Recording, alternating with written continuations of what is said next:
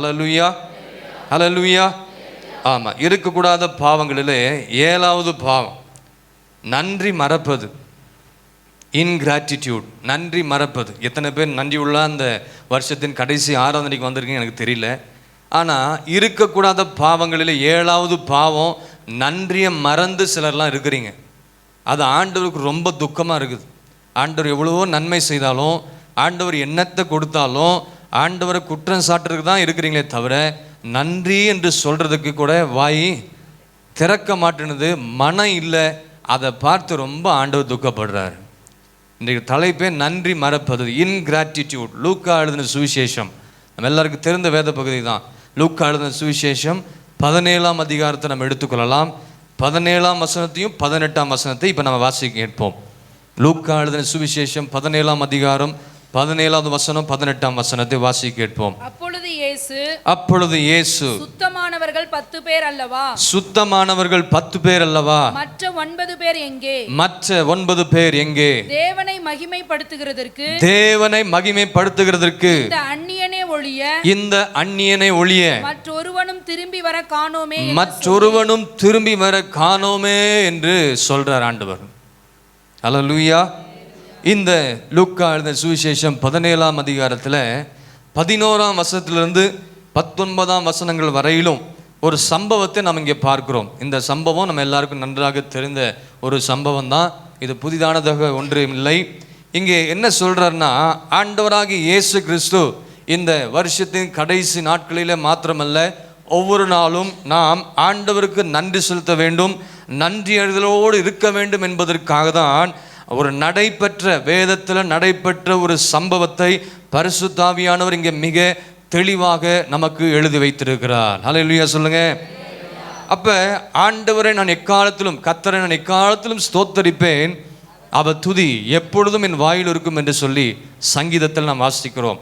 அப்போ ஆண்டவரை எக்காலத்திலும் ஸ்தோத்திரம் செய்வதுன்னா நன்றி செலுத்துவதுன்னு அர்த்தம். ஆங்கிலத்தில் பார்த்தீங்கன்னா தேங்க்ஸ் கிவிங். ஆண்டவருக்கு நன்றி செலுத்துகிற விதமாக தான் இந்த வருஷத்தின் இறுதி ஆராதனையில் கர்த்தர் நம்மை பங்கு பெற கர்த்தர் கிருபை செய்திருக்கிறார். ஆமென்.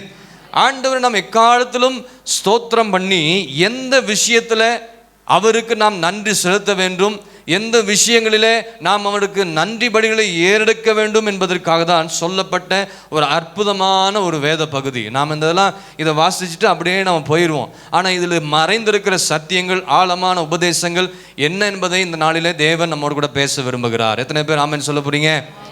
ஆமென். இங்கே நீங்கள் பார்ப்பீர்கள் என்று சொன்னால் 11ஆம் வசனத்தில் பார்த்தீங்கன்னா, ஆண்டவராகிய இயேசு கிறிஸ்து அவர் தன்னுடைய காரியங்கள்லாம் முடித்த பிறகு அங்கே அப்போஸ்தலர் வந்து சில கேள்வி கேட்குறாங்க, விசுவாசத்தை வர்த்திக்க பண்ண வேண்டும் என்று சொல்லி கேட்குறாங்க. அதெல்லாம் சொல்லிட்டு வராரு. இப்போ எங்கே வராருன்னா, எருசலேமுக்கு போகிற பிரயாணம் பண்ணுகிற ஒரு வேளையில் அவர் சமாரியா, கலிலேயா என்னும் நாடுகளின் வழியாக அவர் என்ன செய்கிறாருங்க, நடந்து போய் கொண்டிருக்கிறார். நடந்து போய் கொண்டிருக்கிற வேளையில் அவர் ஒரு கிராமத்தில் பிரவேசிக்கும் பொழுது குஷ்டரோகம் உள்ள ஒரு 10 பேர் என்ன வராங்க, ஆண்டவரை தேடி ஓடி வராங்க. ஆமென். குஷ்டரோகம் என்று சொன்னாலே அவைத்தில் பாவம். குஷ்டரோகம் பிடித்தவர்களை எங்கே வச்சுருப்பாங்க? வீட்டுக்குள்ளே வச்சுருப்பாங்களா? பாளையத்துக்கு வெளியே வச்சுருப்பாங்க, ஊருக்கு வெளியே தள்ளி வச்சுருப்பாங்க. ஏன்னா யாருக்கும் அந்த தொற்று என்ன செய்யக்கூடாதுங்களா, வந்துடக்கூடாதுன்னு சொல்லி அவர்களை பாளையத்துக்கு வெளியோ ஊருக்கு வெளியோ தள்ளி வைத்திருக்கிறார்கள். இந்த குஷ்டரோகம் உள்ள இந்த மனுஷர் 10 பேர் ஆண்டவராக இயேசு கிறிஸ்து உள்ள வரார் என்று, அந்த வழியாக போகிறார், நடந்து போகிறார் என்று அறிந்த பிறகு இவங்க என்ன சொல்கிறாங்க, என்ன பண்ணுறாங்கன்னா, ஆண்டவரை நோக்கி ஆண்டவரே என்று சொல்லி அவருக்கு முன்பதாக எதிராக வந்து தூரத்தில் நின்று என்ன சொல்கிறாங்களா, என்ன சொல்கிறாரு, ஐயரே எங்களுக்கு இறங்கும் என்று என்ன செய்கிறாங்க, சத்தம் விடுகிறத நாம் பார்க்கிறோம். ஹல்லேலூயா. இந்த குஷ்டரோகம் உள்ள இந்த 10 பேருக்கு ஆண்டவர் போகிறார். ஆண்டவரை கூப்பிட்டா, ஆண்டவரத்தில் போனால் ஒரு சுகம் கிடைக்கும் என்ற அந்த விசுவாசம் இவர்களுக்குள்ள என்ன செஞ்சுங்க, இருந்தது. அடுத்த வசனத்தில் பார்த்தீங்கன்னா ஆண்டவர் சொல்கிறாரு அவர்களை பார்த்து, நீங்கள் போய் ஆசாரியர்களுக்கு உங்களை என்ன செய்யுங்க, காண்பீங்கள் என்றார். அந்தபடி அவர்கள் போனாங்க. போகிற வழியில் என்ன செஞ்சாங்க, சொஸ்தமானார்கள். ஆமென். ஆண்டுடைய வார்த்தைக்கு கீழ்ப்படிந்து செவி கொடுத்து இந்த வருஷத்தில் நீங்கள் ஓடி இருந்தீங்கன்னா அந்த ஆசீர்வாதம் தடைப்பட்டு இருக்காது. இல்லை, ஆண்டவர் வார்த்தையை கேட்டு, வசனத்தை கேட்டு, ஆலோசனை கேட்டு இந்த வருஷம் ஓடாமல் கீழ்ப்படியாமல் இருப்பீர்கள் என்று சொன்னால் ஆண்டோடைய காலத்தில் நீங்கள் எதுவும் பெற்றுக்கொள்ளலன்னு அர்த்தம். ஆனால் இந்த குஷ்டரோகம் உள்ள இந்த 10 பேருக்குள்ள ஒரு விசுவாசம் இருந்துச்சு. ஆண்டவர் சொன்ன உடனே இவர் கீழ்ப்படிந்து உடனே எங்கே போகிறாங்க? ஆசான இடத்துல போங்கப்பா, அங்கே நீங்கள் போங்கன்னு சொன்ன உடனே போகிற வழியில் ஆண்டவர் தம்முடைய வல்லமை அனுப்பி என்ன செஞ்சாருங்க? சுகமாக்கினார். ஹல்லேலூயா. அவர்களிலே ஒருவன் தான் வரான். ஆண்டவர் மொத்தம் வந்தது எத்தனை பேருங்க? ஆண்டவர் எண்ணி பார்க்குறாரு, எத்தனை பேர் வந்திருக்கிறாங்க? 1 2 3. சபைக்கு எத்தனை பேர் வந்திருக்கிறாங்க? 10 பேர் வந்திருக்கிறாங்க. ஓகே, வந்திருக்காங்களா? சுகம் கொடுத்துட்டேன். சரி, சுகம் கொடுத்தாச்சு. அவரில் ஒரே ஒருவர் மாத்திரம்தான் ஆண்டவருடைய சமூகத்தில் வந்து ஆண்டவரே உமக்கு நன்றி என்று சொல்லி உரத்த சத்தத்தோடு என்ன செய்கிறான்? தேவனை மகிமைப்படுத்தி ஸ்தோத்தரித்து துதிக்கிறான். ஹல்லேலூயா. அவருடைய பாதத்தின் அருகே விழுகிறானா. என்ன செய்யறான்? அடுத்தது அவன் பாதத்தருகே, ஆண்டுடைய பாதத்தருகே முகம் குப்புற விழுந்து அவரை ஸ்தோத்திரம் செலுத்தினான். அவன் யாரா இருந்தான்? அவன் சமாரியனா இருந்தான். ஆண்டவர் சொல்றாரு, இப்ப கேட்கிறாரு, இப்ப ஆண்டுடைய கண்கள் மற்ற 9 பேரை தேடுது. வந்தது 10 பேரு, வந்தது ஒரே ஒருத்த மொத்தம் வந்திருக்கானே, மற்றவங்களாம் எங்க ஓடி போனா அப்படின்னு ஆண்டவர் இப்ப என்றாரு. இங்க ஒரே ஒரு ஆள் தான் வந்திருக்குது, மற்ற 9 பேர் எங்க போனாங்க?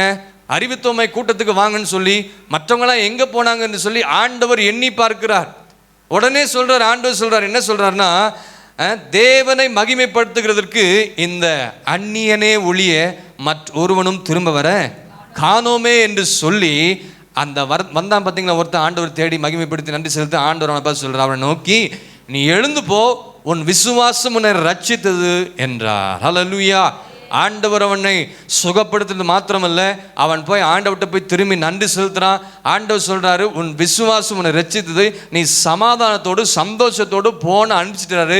இவனும் சமாதானத்தோடு சந்தோஷத்தோடு அங்கே திரும்பி வருவதை நாம் பார்க்க முடியும். ஆமென். சுகம் பெற வேண்டும் என்று வந்தவர்கள் எத்தனை பேருங்க?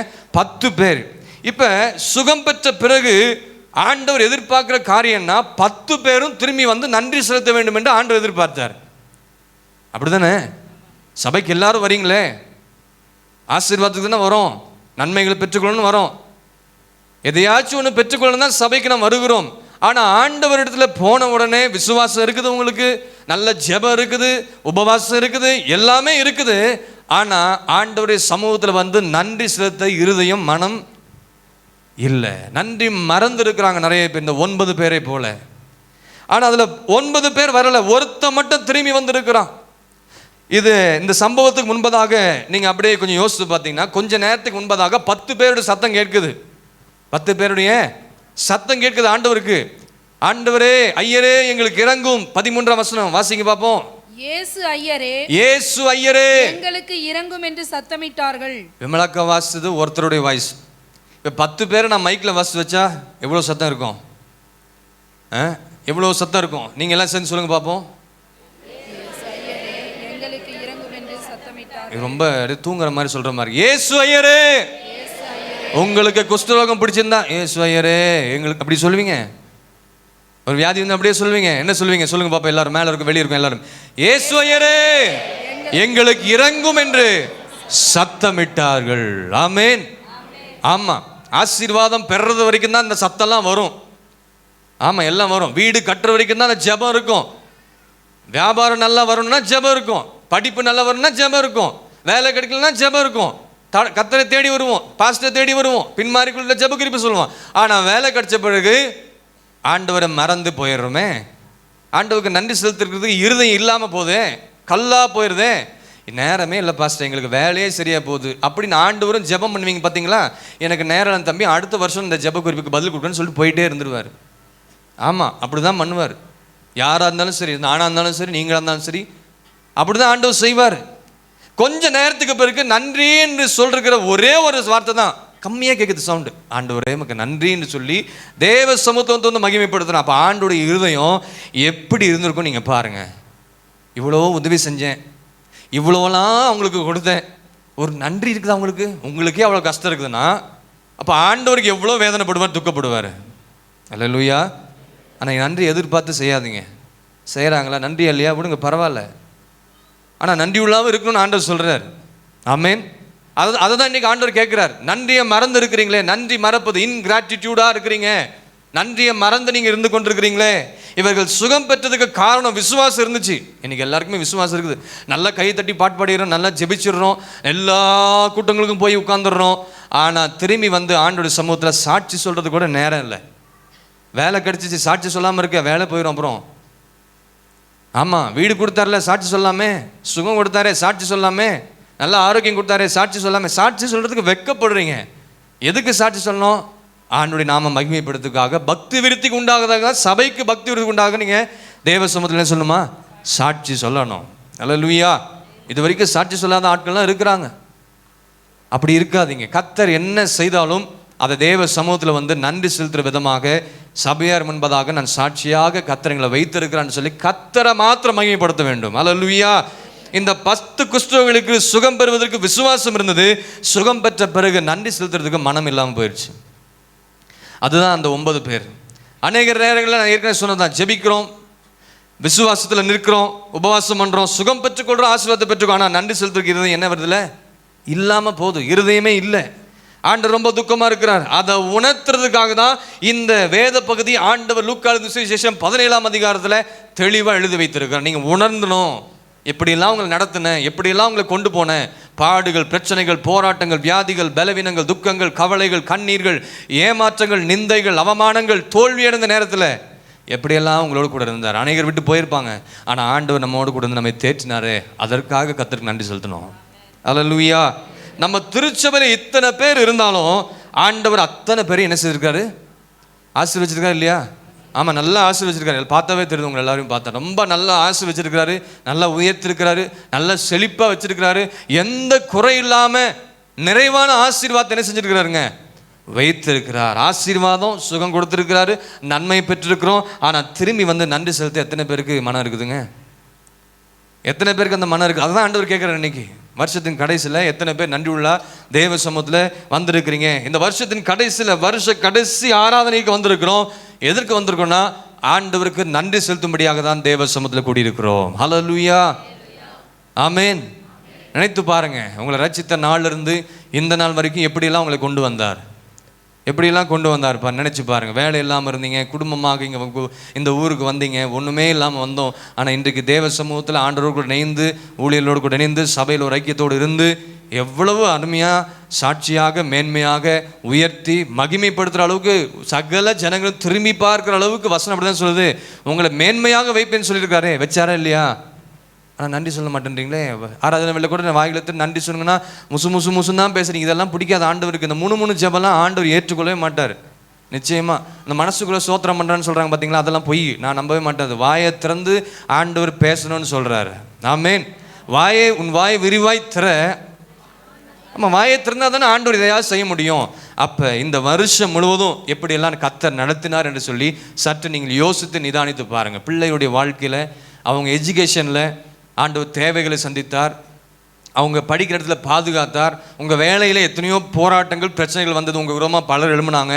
ஆனாலும் உங்களை கர்த்தர் என்ன செய்தார்?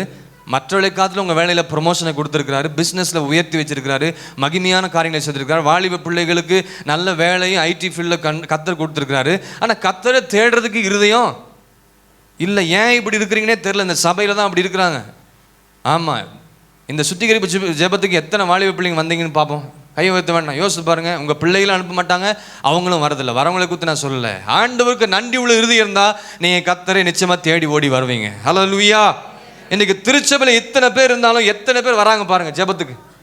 இத்தனை பேர் இருக்கிறோன்னு தான் நமக்கு பேர். ஞாயிற்றுக்கிழமை இவ்வளோ கூட்டம் வருது, மற்ற நாளில் வரதில்லையே என்று சொல்லி ஆண்டவர் அங்கலாயத்தோடு இருக்கிறார், வேதனையோடு இருக்கிறார். அந்த 9 பேரை போல நன்றி மறந்தவர்களாக நம்ம இருக்கிறோம். ஞாயிற்றுக்கிழமை காலையில் தான் நிறைய பேர்த்துக்கு விசேஷம் இருக்கும். ஞாயிற்றுக்கிழமை காலையில் தான் நிறைய பேருக்கு வேலை வரும். ஞாயிற்றுக்கிழமை தான் கல்யாணம், ஞாயிற்றுக்கிழமை தான் பிறந்தநாள். அப்படியே போயிருங்க. ஞாயிற்றுக்கிழமை வரவே வராதிங்க, பாதியிலெல்லாம் உட்காந்துட்டு போகாதீங்க. அது முழு ஆசீர்வாதம் பெற்றுக்கொள்ள முடியாது. வருஷத்தில் ஒரு ஆராதனை நான் மிஸ் பண்ணலன்னு சொல்கிறவங்க காரையில் ஊற்றி வழியாக சொல்லுங்க பார்ப்போம். நீங்கள்லாம் மிஸ் பண்ணிட்டீங்களோ? வருஷத்தில் ஒரு ஆராதனை கூட மிஸ் பண்ணல. ஆராதனை தான் ரொம்ப முக்கியம். எதுக்கு ஆராதனை ஞாயிற்றுக்கிழமை வைக்கிறாருன்னு ஆண்டவர் நன்றி செலுத்து. இந்த வாரம் முழுவதும் என்ன செஞ்சிருக்காரு ஆண்டவர்? நம்ம எடுத்திருக்கிறாரு வேலை எல்லாத்துலேயும். அதை நன்றி செலுத்துகிற விதத்துக்காக தான் தேவ சபை கொண்டு வராரு. நீங்கள் வராமல் வீட்டில் உட்காந்துருந்தீங்கன்னா அந்த 9 பேரை போல தான் நீங்கள் இருப்பீங்க. ஆமாம், தப்பாக நினச்சாலும் எனக்கு கவலை இல்லை. ஏன்னா வசனம் அப்படி தான் சொல்லுது. நன்றி மறந்து தான் நம்ம இருக்கிறோம். வேலை முக்கியம், எல்லாம் முக்கியம் தான், இல்லைன்னு நான் சொல்லலை. ஆனால் கர்த்தரை முதலாவது தேடுங்க, அதற்கப்போ தான் எல்லா ஆசீர்வாதத்தையும் கர்த்தர் கொடுப்பார். ஹல்லேலூயா. இன்றைக்கு நான் ரொம்ப மகிழ்ச்சியாக இருக்கிறேன். ஏன்னா அந்த சமாரியனை போல் நீங்கள் எல்லாம் ஒன்று கூடி வந்திருக்கிறீங்க. ஒரு அல்லேலூயாச்சும் சொல்லுங்களேன். அந்த சமாரியனை போல தான் வந்திருக்கிறீங்க. ஆண்டவரை துதிக்க, ஆராதிக்க, மகிமை செலுத்த வருஷத்துக்கு கடைசியாச்சும் வந்துட்டீங்களே, ரொம்ப சந்தோஷப்படுறார் ஆண்டவர். ஹல்லேலூயா. அப்போ கர்த்தர் என்ன செய்ய மாட்டார், உங்களை ஒருபோதும் மறக்க மாட்டார், கைவிட மாட்டார். நீங்கள் நன்றி அறிதலோடு இருக்கிறீங்க பார்த்தீங்களா, அதற்கேற்ற பலனை நிச்சயமாக வருகிற வருஷத்தில் ஆண்டவர் சுத்தமான நாளைக்கு உங்களுக்கு கர்த்தர் கொடுப்பார். எத்தனை பேர் விசுவாசிக்கிறீங்க? இல்லை, இன்றைக்கு கூட கர்த்தர் உங்களுக்கு கொடுக்க வல்லவராக இருக்கிறார். ஆமென். இப்போ நன்றி இல்லாதது, நன்றி மறப்பதும் கூட ஒரு பாவம் தான். நன்றி மறப்பது கூட ஒவ்வொரு சுபாவமும் சாத்தானுடைய சுபாவம் என்று சொல்லி தான் உங்களோட கூட பேசி கொண்டிருக்கிறேன். இந்த 7வது குறிப்பு நன்றி மறப்பதும் கூட சாத்தானுடைய சுபாவம். 106வது சங்கீதத்தை கொஞ்சம் எடுங்களேன். 106வது சங்கீதத்தை கொஞ்சம் எடுத்து பாருங்க. 106வது சங்கீதம் 21ஆம் வசனத்தையும் 22ஆம் வசனத்தை நம்ம வாசிக்க கேட்போம். எகிப்திலே பெரிய கிரியைகளையும் காமின் தேசத்திலே அதிசயங்களையும். காமின் தேசம்னா எகிப்து தேசம் தான் அர்த்தம். எகிப்திலே பெரிய கிரியைகளையும் காமின் தேசத்துல அதிசயங்களையும் சிவந்த சமுத்திர தண்டையிலே பயங்கரமானவைகளையும் செய்தவராகிய தங்கள் இரட்சகராகிய தேவனை மறந்தார்கள். பார்த்தீங்களா? கவனிச்சிங்களா? முந்த வசனம் போடுப்பா. ஆண்டவரை மறந்துட்டாங்க. எகிப்துல பெரிய கிரியைகளையும் காமின் தேசத்துல அதிசயங்களையும் இஸ்ரவேல் ஜனங்களுக்கு எவ்வளோ காரியத்தை கர்த்தர் செய்தார் இல்லையா? எகிப்தின் அடிமைத்தனத்தில் விடுதலை கொண்டு வந்தாரா? நீங்களும் ஒரு நாட்கள் எகிப்தின் அடிமைத்தனத்தில் பாவத்தில் பல காரியத்தில் இருந்தீங்க. ஆனால் கர்த்தர் என்ன செஞ்சார்? ஆண்டவர் மோசே அனுப்பி எகிப்தின் அடிமைத்தனத்தில் கொண்டு வந்தார். சிவந்த சமுத்திரத்தை கடக்க கிருபை செஞ்சார். காடையை கொடுத்தாரு, மன்னாவை கொடுத்தாரு, எல்லாத்தையும் கொடுத்தாரு. எல்லாத்தையும் கொடுத்தோம். இவங்க என்ன செஞ்சிட்டாங்க? அடுத்த வருஷத்தில் கர்த்தரை மறந்து விட்டார்கள். இந்த வருஷத்தில் எவ்வளோ நன்மை கர்த்தர் செஞ்சிருக்கேன். ஆத்துமாவை கர்த்தரை ஸ்தோத்திரி அவர் செய்த சகல உபகாரங்களையும் மறந்து கூடாது, மறவாதே என்று அருமையாக வசனம் சொல்லப்பட்டு. ஆனால் நம்ம மறந்துட்டோமே. அடுத்த வசனம் சொல்ல 22 வசனம். அடுத்த வசனம் என்ன சொல்லப்பட்டிருக்குது? தங்கள் இரட்சகரான தேவனை மறந்து போயிட்டாங்க. எத்தனை பேர் ஆண்டவரை மறந்தீங்க? இரட்சகராக தேவனை நன்றி இல்லைன்னா அது தேவனை மறக்க செய்யும். நன்றி இல்லைன்னா சபையை மறக்க செய்யும், ஜெப நேரங்களை மறக்க செய்யும், வேத வாசிக்கிறத மறக்க செய்யும், தனி ஜெபத்தை சேர்களை மறக்க செய்யும். குடும்பமாக புருஷனும் மனைவி சேர்ந்த ஜெபம் மறக்கப்படும். குடும்பமாக பிள்ளைகளோடு சேர்ந்து ஜெபிக்கிற ஜெபம் மறக்கப்படும். புருஷனுக்கும் மனைவிக்கும் தனியாக இருக்கிற ஜெபம் மறக்கப்படும். ஏன்னா நன்றி இல்லாமல் இருக்கிறாங்கன்னு அர்த்தம். நான் நிறைய வாட்டி இது சொல்லியிருக்கிறேன். புருஷனும் மனைவி சேர்ந்து ஜெபிக்கிறோம், ஜெபம் பண்ணுறீங்களா? ஆமேன்னு சொல்லுங்க. பண்ணா ஆமேன்னு சொல்லுங்க.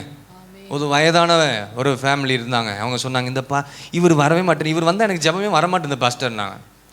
அது வரும், நீங்கள் அவரை கூப்பிட்டு போய் உட்காந்து ஜெபம் பண்ணுங்க. இல்லை நான் ஸ்க்ரீன் போட்டுக்கிறேன், நான் அவர் அந்த பக்கம் நான் இந்த பக்கம், வேண்டாம் 2 பேரும் சேர்ந்து கைப்பிடிச்சி ஜெபம் பண்ணுங்கன்னு. ஆனால் இப்போ அப்படி தான் ஜெபம் பண்ணிட்டு இருக்கிறாங்க. பேர் சொன்னாலும் தப்பு இல்லை, அவங்க எதுவும் தப்பாக நினைக்க மாட்டாங்க. கிறிஸ்டபுரையும் கிறிஸ்டபுர அம்மா தான். ஆமாம்.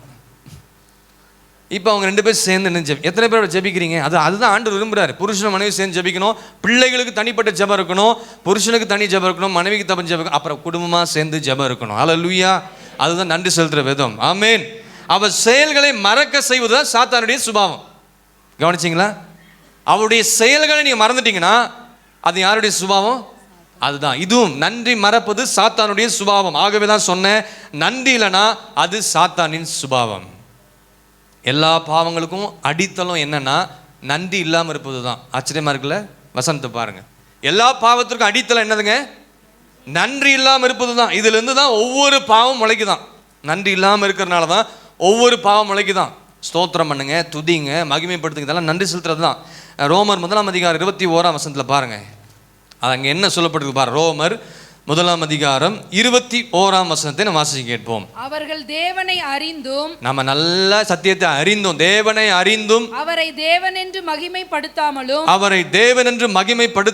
ஸ்தோத்தரியாமலும் இருந்து, நன்றி செலுத்தாம ஸ்தோத்தரியாமல் இருந்ததனால தங்கள் சிந்தனைகளினாலே, இப்ப என்ன ஆச்சு அவங்களுக்கு? தங்கள் சிந்தைகளினாலே வீணரானார்கள். உணர்வில்லாத அவர்களுடைய இருதயம் இருளடைஞ்சு போச்சு. வசனத்தை கேட்டு உணர்வு இல்லை, வார்த்தை கொடுத்து உணர்வு இல்லை, தீர்க்கதரிசனம் பேசினாலும் உணர்வு இல்லாமல் அவளுடைய இருதயம் எப்படி போச்சுங்க? இருளடைந்து போயிருக்கிறதுன்னு சொல்லிங்க நான் பார்க்கிறோம். அவர்கள் தேவனை அறிந்தும் அவரை தேவன் என்று மகிமைப்படுத்தல, ஸ்தோத்திரம் பண்ணல, துதிக்கல, ஆராதிக்கல. எத்தனை பேர் இந்த வருஷம் ஆராதனையில் வந்து தேவ சமூகத்தை உண்மையா ஆராதிச்சிங்க என்பதை கர்த்தர் பார்த்து கொண்டிருக்கிறார். சும்மா கடமைக்காக கையை தட்டுறது, கடமைக்காக கையை உயர்த்துறது, என்னடா எழுதி உட்காருன்னு சொல்றது, இப்படியெல்லாம் கடமைக்காக பண்ணீங்கன்னா நீங்க நன்றி இல்லாதவர்களா இருக்கிறீங்கன்னு அர்த்தம். இவங்க இப்படி செய்யாதனால இவங்க தேவனையும் மகிமைப்படுத்துறதில்லை, ஆண்டவரையும் துதிக்கிறது இல்லை, ஆண்டவருக்கு நன்றி செலுத்துறதும் இல்லை. அதனால இவங்களுக்குள்ள என்ன வந்துச்சுங்க? சிந்தனையில் என்ன? வீணரானார்கள், உணர்வில்லாதவர்களாக இருந்தாங்க. அவருடைய இருதயம் இருளடைந்தது. அதிலிருந்து தொடர்ந்து கடைசி வரை அந்த வேத பகுதி நீங்கள் வாசித்து பார்த்தீங்கன்னா நிறைய பாவங்கள் லிஸ்ட்டாக வரும். நீங்கள் போய் வீட்டில் வாசித்து பார்த்துக்கொள்ளுங்க. சில பேர் வசனம் கேட்டால் கூட அப்படியே தான் உட்காந்து கொண்டிருப்பான், உணர்வு இருக்காது. அந்த வசனத்தை கேட்டு நம்ம சரி செய்துக்கொள்ளணும், அந்த உணர்வே வரவே வராது. சிலர்லாம் மாறாமே தான் இருக்கிறாங்க சபையில். சிலர்லாம் எப்போ மாறுவாங்கன்னு தெரில, ஆண்டவரே இறங்கி வந்தால் தான் மாறுவாங்க போல இருக்கு. சிலர்லாம், எல்லாரையும் சொல்லலை, சிலர்லாம் அப்படி தான் இருக்கிறாங்க. காது மந்தமாக இருக்குது, வசனத்தை கேட்கக்கூடாதபடி தங்களுடைய காதுகள். ஆமாம், இன்றைக்கு தேவ சமூகத்தில் உண்மையாக ஆராதிக்கிற பிள்ளைகள் தான் ஆண்டவருக்கு நன்றி செலுத்துகிறேன்னு அர்த்தம். ஹல்லேலூயா. அத்தனை பாவத்துக்கு மூல காரணம் என்னன்னா இந்த 21 வசனம் தான். அத்தனை பாவத்துக்கு மூல காரணம் துதிக்கல, மகிமைப்படுத்தல, நன்றி செலுத்தல, ஸ்தோத்திரம். இதனால நிறைய பாவம் என்ன செஞ்சதுங்க? வாழ்க்கையில் வந்துடுது. இங்கிருந்து தான் மற்ற பாவம் எல்லாமே வருதுன்னு சொல்லி இங்கே வசனம் நமக்கு தெளிவாக சொல்லுகிறது. அப்ப நன்றி செலுத்துவது ஆண்டவருக்கு எவ்வளவு ஒரு முக்கியமான விஷயம் என்பதை நாம் புரிந்து கொள்ள வேண்டும். நன்றி அறிதல் உள்ளவர்களாக கொலோசியர்ல நம்ம வாசிக்கிறோம். கொலோசியர்ல தான் வாசிங்க இந்த வசனத்தை எடுத்து. கொலோசியர் 3ஆம் அதிகாரம் கொலோசியர் 3:15 வாசிங்க. தேவ சமாதானம் உங்கள் இருதயங்களை ஆளக்கடவுது. இதற்கென்றே நீங்கள் ஒரே சரீரமாக அழைக்கப்பட்டிருக்கிறீர்கள். நன்றி அறிதல் உள்ளவர்களாயும். அததான் ஆண்டவர் கேட்கிற, நன்றி அறிதல் உள்ளவர்களாயும் இருங்கள். எத்தனை பேர் இருக்கிறீங்க? கொலோசியர் நிருபம் நன்றி செலுத்த வேண்டும் என்று அறிவுறுத்தப்பட்ட ஒரு அற்புதமான நிருபம். கொலோசியர் நிருபம் பவுல் எழுதின இந்த கொலோசியர் நிருபத்தை 1ஆம் அதிகாரத்தில் பார்த்தீங்கன்னா 5ஆம் வசனம் 6ஆம் வசனத்தில் கொலோசியரில் வாசிக்க வேண்டாம், நீங்கள் குறித்துக் கொள்ளுங்க. கொலோசியர் 1ஆம் அதிகாரம் 5ஆம் வசனம் 13ஆம் வசனம், 2ஆம் அதிகாரம் 2ஆம் அதிகாரத்தில் 7ஆம் வசனம், 3ஆம் அதிகாரத்தில் 15, 16, 17 வசனங்கள், அடுத்து 4ஆம் அதிகாரத்தில் 2ஆம் வசனம். இந்த வசனங்கள்லாம் நீங்கள் வாசித்து பார்த்தீங்கன்னா திரும்ப திரும்ப திரும்ப திரும்ப நன்றி செலுத்துங்க, ஸ்தோத்திரம் பண்ணுங்க, துதிங்க, மகிமைப்படுத்துங்கன்னு சொல்லி தான் வரும். ஆமாம் இல்லைங்களா? போய் வீட்டில் நீங்கள் வாசித்து பார்த்துக்கொள்ளுங்க. அப்போ எல்லாவற்றிலும் எல்லா வசனத்திலும் நீங்கள் என்ன செய்யணுமா? ஸ்தோத்திரம் பண்ணுங்க. ஆண்டவருக்கு நன்றி அறிதல் உள்ளவர்களாக நீங்கள் இருக்க வேண்டும் என்று கர்த்தர் விரும்புகிறார். நன்றி செலுத்த வேண்டும் என்பது ஒரு அடையாளம். சொல்லுங்க, பக்கத்தில் கையை பிடிச்சு சொல்லுங்க. நன்றி செலுத்த வேண்டும் என்பது ஒரு அடையாளம். என்ன அடையாளம்னா பிலிப்பியர் 4:6. நம்ம எல்லாரும் சேர்ந்து பக்கத்தில் கைப்பிடி சொல்லுங்க. நீங்கள் ஒன்றுக்கும் கவலைப்படாமல் எல்லாவற்றையும் குறித்து ஸ்தோத்திரத்தோடு கூட ஜெபத்தினாலும் வேண்டுதலினாலும் தேவனுக்கு தெரியப்படுத்துங்க. இதுதான் நன்றி செலுத்துற விதம். ஹல்லேலூயா, ஹல்லேலூயா. அப்ப நீங்கள் ஒன்றுக்கும் கவலைப்படாதீங்க. வருஷத்தின் கடைசியில் வந்திருக்கிறீங்களே, இந்த வருஷம் இப்படி ஆகி போச்சே, கவலைப்படாதீங்க. நீங்கள் ஒன்றுக்கும் கவலைப்படாமல் எல்லாவற்றையும் குறித்து என்ன செய்யணும்? ஆண்டவர் சமூகத்தில் நன்றி சொல்லி ஆண்டவர் துதிக்கணும், ஸ்தோத்திரம் பண்ணணும். அது மாத்திரமல்ல, ஸ்தோத்திரத்தோடு கூட ஜெபத்தினால வேண்டுதலினாலும் தேவனுக்கு தெரியப்படுத்துங்க. இந்த வருஷத்தின் கடைசியில் இந்த ஆராதனை தெரியப்படுத்துங்க. அடுத்த வருஷத்தில் நீங்கள் என்னெல்லாம் ஆண்டவர் சமூகத்தில் ஜெபிச்சிங்களோ அதையெல்லாம் இரட்டிப்பாக, நன்மையாக, கனத்திற்குரிய பாத்திரமாக உயர்த்தி மேன்மையாக ஆசீர்வதித்து உங்களை கர்த்தர் மகிமைப்படுத்த போகிறதுக்காக கரங்களை வைத்து கர்த்தரை ஸ்தோத்திரம் பண்ணுங்க. ஸ்தோத்திரம் பண்ணுங்க. நல்ல வாயில திறந்து எல்லாரும் ஸ்தோத்திரம் ஸ்தோத்திரம் ஸ்தோத்திரம் ஸ்தோத்திரம். ஆமென். யாரெல்லாம் ஸ்தோத்திரம் பண்ணீங்களோ கர்த்தர் செய்வார். ஆமென். அது மாத்திரமல்ல, எல்லாவற்றிலும் ஸ்தோத்திரம் செய்யல. 1 தெசலோனிக்கர் 5:18 வாசித்து பாருங்க. 1 தெசலோனிக்கர்ல 5ஆம் அதிகாரம் 18ஆம் வசனத்தை வாசிங்க. எல்லாவற்றிலேயும் ஸ்தோத்திரம் செய்யுங்கள். எல்லாவற்றிலும் ஸ்தோத்திரம் செய்யுங்கள். அப்படி செய்வதே கிறிஸ்து இயேசுவுக்குள் உங்களை குறித்து தேவனுடைய சித்தமாய் இருக்கிறது. தேவ சித்தம் என்னங்க? எல்லாவற்றிலேயும் ஸ்தோத்திரம். தேவனுடைய சித்தம் என்னதுங்க? எல்லாவற்றையும் குறித்து நீங்க என்ன செய்யணுமா? கண்ணீர், பாடு, பிரச்சனைகள், போராட்டங்கள், நிந்தை, அவமானங்கள் என்னென்னலாம் இருக்குதோ அதை எல்லாவற்றையும் பார்த்து என்ன செய்யணுமா? நன்றி ஆண்டவரே, நீங்கள் என்ன செஞ்சாலும் அதை நன்மைக்கு தான் செஞ்சுருக்கிறீங்க, அதை தீமைக்காக செய்கிற தேவன் அல்ல. நடந்ததெல்லாம் நன்மைக்கு, என் வாழ்க்கையில் செய்த எல்லா காரியங்களுக்காக நான் உம்மை நன்றியோடு உம்மை துதிக்கிறேன், உம்மை இதுதான் தேவ சித்தம், இதுதான் தேவனுக்கு நன்றி செலுத்துகிற விதம். அல்லேலூயா. எபிரேயர் 13:15 பார்த்தீங்கன்னா வாசிக்க வேண்டாம், உதடுகளின் கனியாகிய ஸ்தோத்திர பலிகளை, ஆமென், உதடுகளின் கனியாகிய ஸ்தோத்திர பலி எடுக்கணுமா? உதட்டின் ஒரு பாட்டு வருது, உதடுகளின் கனியாகிய ஸ்தோத்திர பலியை நான் செலுத்துகிறேன் அப்பா என்று சொல்லி நம்ம பாடுகிறோம் ஆராதனையில். அப்போ உதடுகளினால கனிகளால் ஸ்தோத்திர பலி, வாய்களை திறந்து உதட்டினால ஸ்தோத்திரம் பண்ணி கர்த்தரை துதிக்கணும், நன்றி செலுத்தணும். அதை தான் கர்த்தர் எதிர்பார்க்கிறார்.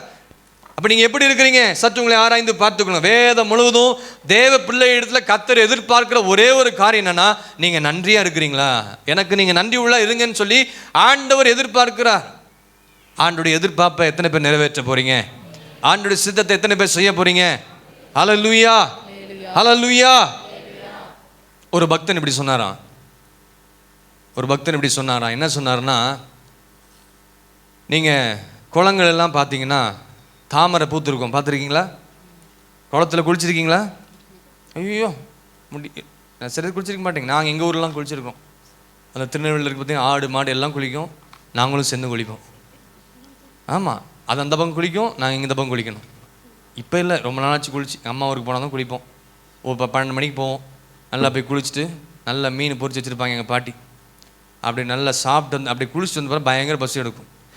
அதுபோல் நீங்கள் அங்கே அந்த குளத்துக்கெல்லாம் போனீங்கன்னா தாமரை பூத்துருக்கிறது பார்த்துருக்கீங்களா இல்லையா? ஆமாம், தாத்தா கிட்ட கேட்பேன், போய் அதை பறிச்சுட்டு வாங்க தாத்தானா, போய் பறிச்சுட்டு வருவார். ஃபுல்லாக என்ன இருக்கும், அந்த தாமரை சுற்றியும் இருக்கும். அந்த தாமரை தண்டில் முள் இருக்குமா இருக்காதா? போய் பிடிக்க முடியுமா? நிறைய முள் அதில் காணப்படும். சிலர் இன்றைக்கி நிறைய பேர் என்ன பண்ணுறாங்கன்னா, ஆண்டவர் சிருஷ்டித்த அந்த அழகான அந்த பூவை எப்படியெல்லாம் ஆண்டவர் அழகாக படைச்சிருக்காருன்னு யாருமே என்ன செய்யறதில்ல, கிட்ட போய் என்ன செய்யறதில்ல, ரசித்து பார்க்குறது இல்லை. ஏன்னா முள் இருக்குதே. நிறைய பேருடைய வாழ்க்கை என்னென்னா, என்ன அங்கே என்ன நல்ல காரியம் இருக்குதோ அதை பார்க்குறது இல்லை, அங்கே முள் இருக்குன்னு சொல்லி நிறைய பேர் முறுமுறுத்துட்டு இருக்கிறீங்க. என்ன பண்ணுறாங்க, ஆண்டவர் சிருஷ்டித்த படைப்பு நல்ல ரோஜா பூ, அந்த ரோஜா பூவை பார்த்து ரசிப்பான்னு சொன்னால், இல்லை அதில் முள் இருக்குது, நிறைய முள் இருக்குது, எனக்கு அது வேண்டாம், அந்த ரோஜா பூ எனக்கு வேண்டாம், அந்த கை பிடிச்சா அது என்ன செய்யும், என் கையில் குத்தும், வேதனை உண்டாக்கும் என்று சொல்லி சிலர் அந்த ரோஜா பூவை பார்த்து கர்த்தரை துதிக்காம மகிமைப்பட நன்றி செலுத்தாம இவர்கள் மத்தியில் ஆண்டவர் எவ்வளோ அழகா அந்த பூவை படைச்சிருக்கான்னு சொல்லி பார்க்க மனதில்லை, நன்றி செலுத்த என்ன செய்ய முடியல, அவர்களால் முடியலை. இப்போ நான் கேட்குறேன், நீங்கள்லாம் எதை பார்க்குறீங்க? முள்ளை பார்க்குறீங்களா, பூவை பார்க்குறீங்களா? உண்மையாக சொல்லணும். பூவை தான் பார்க்குறீங்களா? சரி பரவாயில்ல, உண்மையை பேசுகிறீங்க. முள்ளை பார்க்குறீங்களா, பூவை பார்க்குறீங்களா? பூவை தான் பார்க்குறீங்க. ஆனால் நிறைய பேர் என்ன பண்ணுறாங்க தெரியுங்களா, தங்களுடைய வாழ்க்கையில் முள் அதை தான் பார்க்குறாங்க. பாடு, பிரச்சனைகள், உபத்திரவங்கள், வேதனைகள், நிந்தைகள், அவமானங்கள் கிறிஸ்துவ ஜீவியத்தில் இருக்க தான் செய்யும். ஆனால் அதன் மத்தியில் ஆண்டவர் இருக்கிறான் என்பதை யாரும் என்ன செய்யறதில்லை. ஆண்டவர் இருக்கிறான் என்பதை யாரும் தேவ சபைக்கு போகிறதில்லை. ஆண்டவரை பார்த்து நன்றி செலுத்தலாம், துதிக்கலாம், ஸ்தோத்திரம் பண்ணலாம், அந்த எண்ணமே யாருக்கும் என்ன செய்யறது இல்லைங்க, வர்றதே கிடையாது. ஆண்டவரே சொல்லிட்டார், உலகத்தில் உங்களுக்கு உபத்திரம் உண்டு, ஆனாலும் நீங்கள் என்ன செய்யணுமா, திடன் கொள்ளுங்க, நான் உலகத்தை ஜெயித்தேன். பாடுகள், கஷ்டங்கள், போராட்டங்கள் எல்லாம் வரும் கிறிஸ்துவ ஜீவியத்தில் வந்த உடனே.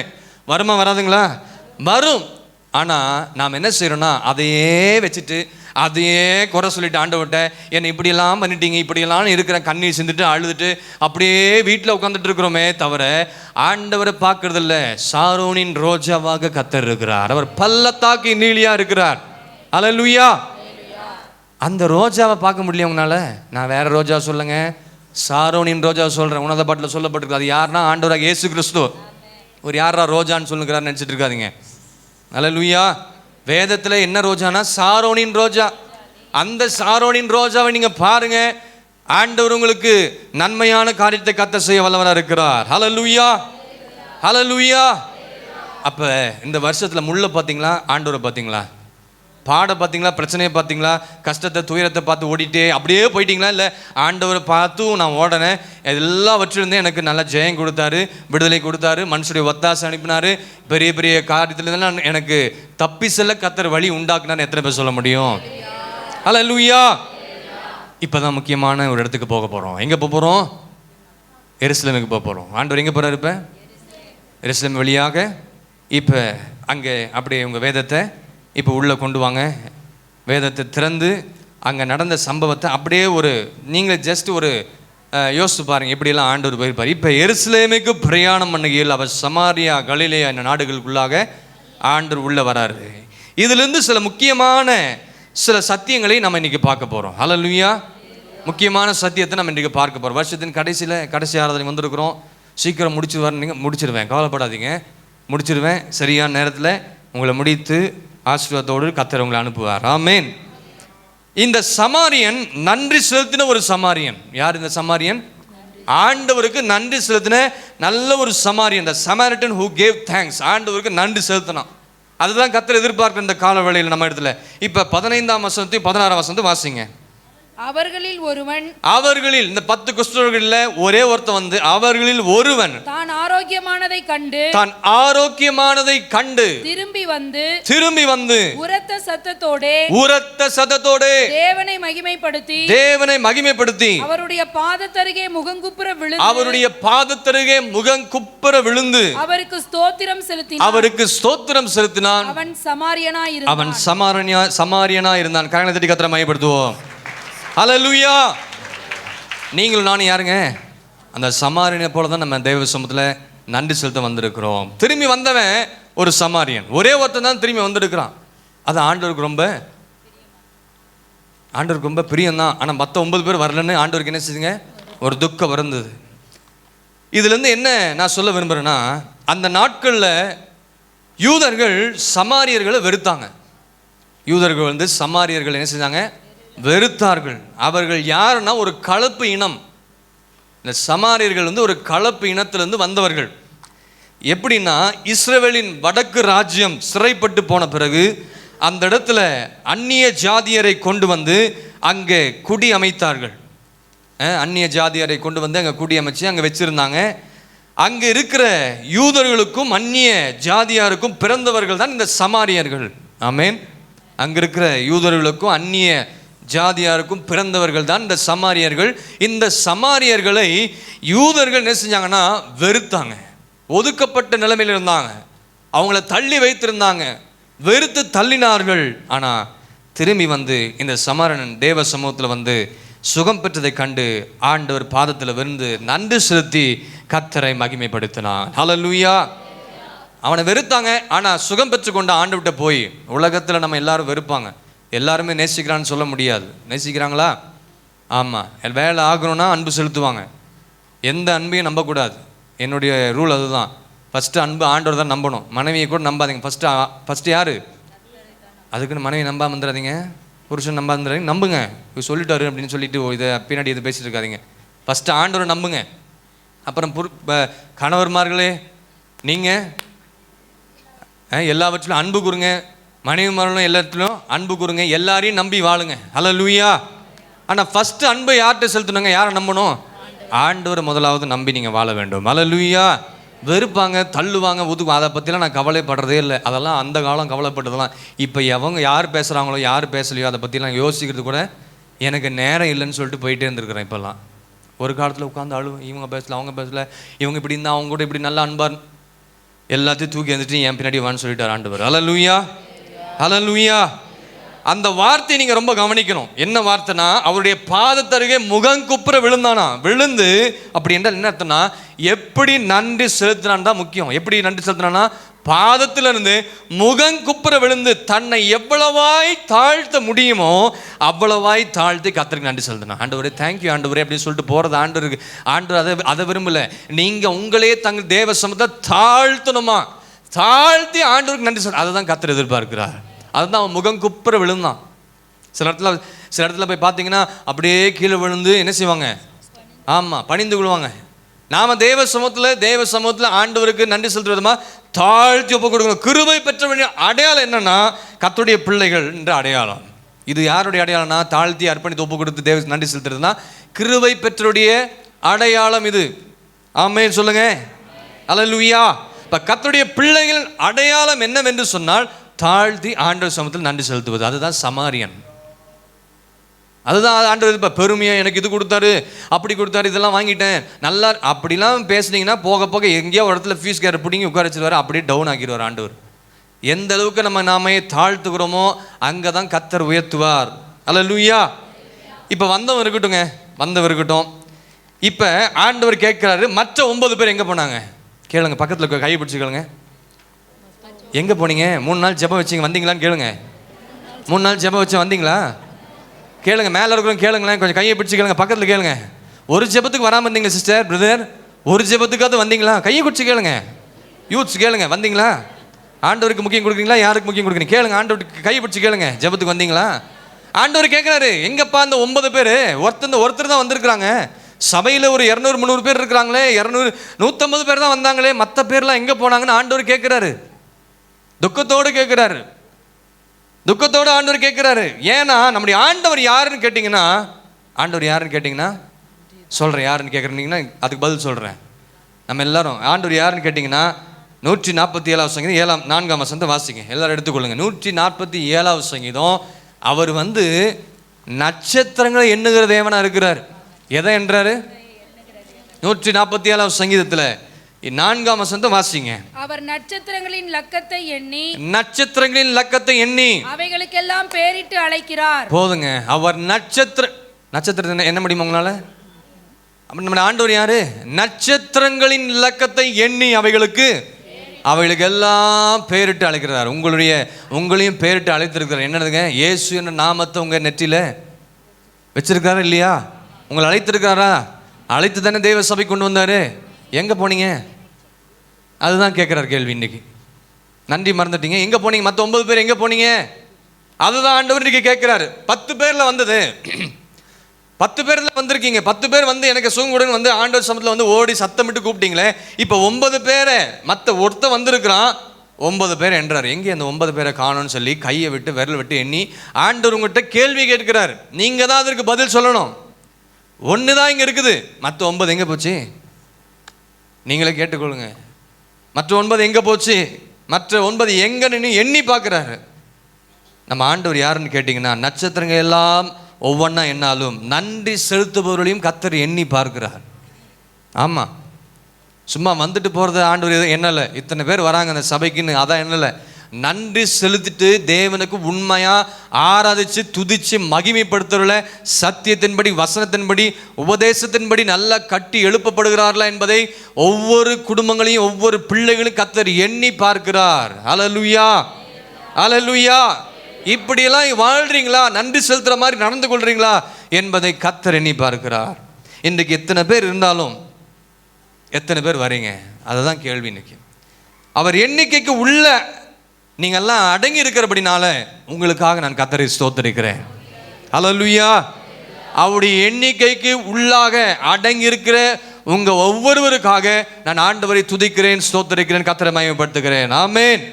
உங்களை எண்ணி பார்த்து ஆண்டவர் இவ்வளவா ஆசீர்வதித்து மேன்மைப்படுத்திருக்காருன்னா நான் ரொம்ப சந்தோஷம் தான் படுவேன். அல்லேலூயா. என் விசுவாச பிள்ளைகள் கார் வாங்கினா என் கார் போல தான் நான் ஓட்டுவேன். ஜெபம் பண்ண வரும்போது நீங்களும் அப்படி தான் ஓட்டுறோம். ஐயோ கார் வாங்கிட்டாங்களே, நம்ம எப்போ வாங்க போகிறோம்? வீடு கட்டிருக்குதுப்பா, எங்கே இருந்தால் வந்துச்சோ பணம், எங்கேயோ வாங்கியிருக்கோம். இதெல்லாம் அப்படிலாம் ஒருபோதும் என்ன செய்யக்கூடாதுங்க. உள்ளே போனீங்களா ஸ்தோத்திரம் பண்ணுங்க. என் வீட்டு நான் அப்படி தான் பண்ணுவேன், அப்படி தான் போகணும், நான் அப்படி தான் இருக்கணும். அந்த பிள்ளைங்களா டாக்டர் சீட் கிடச்சி நல்லா டாக்டர் ஆகிட்டாங்களே சந்தோஷம். என் பிள்ளைக்கு இது பார் படிக்குதா பார், சோத்தை தின்னுட்டே இருக்குது அப்படின்னு சொல்கிறாங்க. இங்கே இல்லை, வெளியே. அப்போ நம்ம எந்தெந்த விதத்துலாம் நன்றியாக இருக்கணும், தேவ சமூகத்தில் நன்றி உள்ள இருக்கணும். யோசித்து பாருங்கள், சந்தோஷப்படுங்க. உங்களை எண்ணி பார்த்து கர்த்தரை உங்களை எண்ணி பார்த்து இவ்வளவா நன்றி உள்ள வைத்திருக்காருன்னா அது ஆண்டவர் உங்கள் மேல் வைத்த ஒரு பெரிய கிருபை. அல்லேலூயா. அப்படி நீங்கள் சந்தோஷப்படணும். நான் சந்தோஷப்படுறது போல நீங்களும் மற்றவர்களை பார்த்து என்ன செய்யணுங்க? சந்தோஷப்படணும். எவ்வளவு ஆச்சரியமாக இருக்குல்ல. நன்றி செலுத்துபவர்களை கூட கர்த்தர் எண்ணி பார்க்கிறாராம். அப்போ நன்றி செலுத்துவது எவ்வளோ முக்கியம்னு நீங்கள் பார்த்து புரிந்து கொள்ளணும். இந்த வருஷத்தின் கடைசி நாளில் ஒவ்வொரு நாள் நன்றி செலுத்துங்க. என்னென்னலாம் கொடுத்தாரோ, என்னெல்லாம் கொடுத்துருக்கிறாரு யோசித்து, எல்லாவற்றுக்கும் நன்றி செலுத்த வேண்டும். ஆமேன். ஏன் ஆண்டவர் நம்மிடத்தில் நன்றி எதிர்பார்க்கிறாரு? ஏன் ஆண்டவர் நம்மிடத்தில் ஏன் நன்றி எதிர்பார்க்கிறாரு? ஏன் அதை எதிர்பார்க்கிறாருன்னா, நாம் நன்றி செலுத்தும் போது அவர் செய்த சகல நன்மைகளையும் அடையாளங்களையும் அற்புதங்களையும் சுகத்தையும் பகிரங்கமாக அறிக்கையிடணும்னு சொல்லி கர்த்தர் விரும்புகிறார். யார்கிட்ட போய் பகிரங்கமாக சொல்லணுமா? தேவ சமூகத்தில் அறிக்கப்பட்டு தேவ சமூகத்தில் மகிமை செலுத்தணும், ஆண்டவருக்கு தேங்க்ஸ் பண்ணணும். அது மாத்திரமும் இல்லை, நீங்கள் பெற்ற அதிசயங்கள் சுகங்கள் எல்லாவற்றையும் மற்றவர்களுக்கு சுவிசேஷமாக அறிவிக்கணும்னு சொல்லி அதுதான் நன்றி செலுத்துகிற விதம். எத்தனை பேர் ஆமென் சொல்கிறீங்க? அல்லேலூயா. ஆண்டவர் நல்லவர், வல்லவர், போதுமானவர், பக்கத்தில் இருக்கிற கையை பிடிச்சிட்டே சொல்லிட்டு இருந்தா இன்னும் எத்தனை நாளுக்கு பக்கத்தில் இருக்கிறே சொல்லிட்டு இருப்பீங்க? மற்றவங்களுக்கு போய் என்ன சொல்லணுமா? சொல்லணும். ஆண்டவர் நல்லவருங்க, எனக்கு இப்படிலாம் இருந்தார், வேலை இல்லாமல் இருந்துச்சு, ஆண்டவர் தேடினேன், ஆண்டவர் போய் பார்த்தேன், சபைக்கு போனேன், சர்ச்சுக்கு போனேன். இதுதான் நன்றி செலுத்துகிற விதம். இதுதான் கர்த்தர் நம்மகிட்ட எதிர்பார்க்கு. இந்த நன்றியை தான் ஆண்டவர் நம்ம ஒவ்வொரு இடத்துலையும் கர்த்தர் எதிர்பார்க்கு. எத்தனை பேர் இந்த வருஷம் செஞ்சீங்க அந்த மாதிரி? அல்லேலூயா. 105ஆம் சங்கீதம் 2ஆம் வசனத்தில் பாருங்க, எதுக்கு நம்ம நன்றியை எதிர்பார்க்கிறார்னா 105ஆம் சங்கீதம் 2ஆம் வசனம், அவரை பாடி அவரை கீர்த்தனம் பண்ணுங்கள், அவருடைய அதிசயங்களை எல்லாம் தியானித்து பேசுங்கள். இந்த வசனத்தின்படி செஞ்சீங்களா? இந்த வருஷம் அவரை பாடினீங்களா? உங்களுக்கு சுகம் கொடுத்தார்ல, உங்களுக்கு ஆரோக்கியத்தை கொடுத்தார்ல, கண்ணீர் பாதலை கொண்டு வந்தார்ல. இன்னைக்கு பாடின பாட்டு கேட்டிருக்கீங்களா? டி ஸ்கில் இன்னைக்கு பாடின பாட்டு தெரியுமா? எல்லாத்துக்கும் தெரியும் அந்த பாட்டு? தெரியுமா தெரியாதுங்களா? 4வது பாட்டு புதுசாக ஒரு பாட்டு பண்ணணும்ல, எவ்வளோ அருமையாக இருக்காங்க. அவரை பாடி அவரை கீர்த்தனம் பண்ணுங்கள். 25 வருஷம் முடிஞ்சு ஒரு போதகர் இந்த பாடலை எழுதியிருக்கிறார். இந்த பாட்டை நான் 30 தடவை கேட்டிருக்கிறேன். அவ்வளோ அருமையாக இனிமையாக அந்த அர்த்தத்தோடு அந்த பாடல் எழுதியிருக்கிறாரு. 20-30 தடவை இந்த பாடலை நான் கேட்டிருக்கிறேன். அல்லேலூயா. அவரை பாடி அவரை கீர்த்தனம் பண்ணுங்கள். அவருடைய அதிசயங்கள் எல்லாம் நீங்கள் என்ன செய்யணுமா? அவருடைய அதிசயங்கள் என்ன செய்யணுமா? தியானித்து பேசுறீங்களா? பக்கத்தில் இருக்க ஃப்ரெண்ட்ஸுக்கு சொல்றீங்களா? உங்கள் ஃப்ரெண்ட்ஸுக்கு சொல்கிறீங்களா இயேசுவை குறித்து? இல்லை உங்கள் ரட்சிக்கப்படாத உற்றார்களுக்கு சொல்கிறீங்களா? இல்லை பிஸ்னஸில் இருக்கிறீங்களே, இல்லை அரசு பணியில் இருக்கிறீங்க, ப்ரைவேட் வேலையில் இருக்கிறீங்க, விவசாயத்தில் இருக்கிறீங்க, மற்றவர்களுக்கு கர்த்தர் செய்த நன்மைகள் அதிசயத்தை தியானித்து பேசியிருக்கிறீங்க. இதுதான் நன்றி செலுத்துகிற விதம். அல்லேலூயா. ஸ்தோத்திரமே ஸ்தோத்திரமே மறவாமல் செலுத்துகிறேன். சொல்லுங்க எல்லாரும், ஸ்தோத்திரமே ஸ்தோத்திரமே மறவாமல் செலுத்துகிறேன். உயிர் பிழைத்தேன், உதவி பெற்றேன், உயிருள்ளவரை துதிப்பேன். உயிர் பிழைத்தேன், உதவி பெற்றேன், உயிருள்ளவரை துதிப்பேன். அரண்ட வேளை அன்னையை போ இறுக்கமாக அணைத்து கொண்டே இருளெல்லாம் விலக்கினீரே, அழுகையை நிறுத்தினீரே. சொல்லுங்க எல்லாரும், இருளெல்லாம் விலக்கினீரே, அழுகையை நிறுத்தினீரே. இதை செஞ்சார்ல, இதை நீங்க மற்றவங்களுக்கு சுவிசேஷமா தியானித்து பேசணும்னு கர்த்தர் விரும்புகிறார். அல்லேலூயா. அவர் செய்த அதிசயத்தை தியானித்து பேசுங்க, அடுத்த இடத்துல பேசணும். அதுதான் அந்த நன்றியை தான் கர்த்தர் நம்மிடத்தில் எதிர்பார்க்கிறார். லேகியோன் பிசாசு பிடிச்ச ஒரு மனுஷன். மார்க் எழுதின சுவிசேஷம் 5ஆம் அதிகாரம் 19 பார்த்தீங்கன்னா வாசிக்க வேண்டாம்.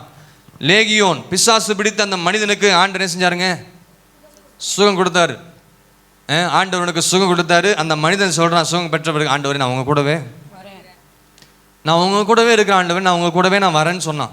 ஆனால் ஆண்டவர் என்ன சொன்னார்? பதில் கர்த்தர் சொன்னார், இல்லைல்லப்பா, நீ உன் இனத்தாரத்தில் போய் உனக்கு செய்ததை எல்லாவற்றையும் என்ன செய்யணுமா? போய் அறிவிப்பா, நீ சொல்லுன்னு ஆண்டவர் சொல்லிடுறாரு. அதுதான் நன்றி செலுத்துற விதம். இதுதான், இந்த நன்றியை தான் கர்த்தர் எதிர்பார்க்கிறாரு. எத்தனை பேர் செஞ்சீங்க இந்த வருஷத்தில்? ஆமென் சொல்லுங்க.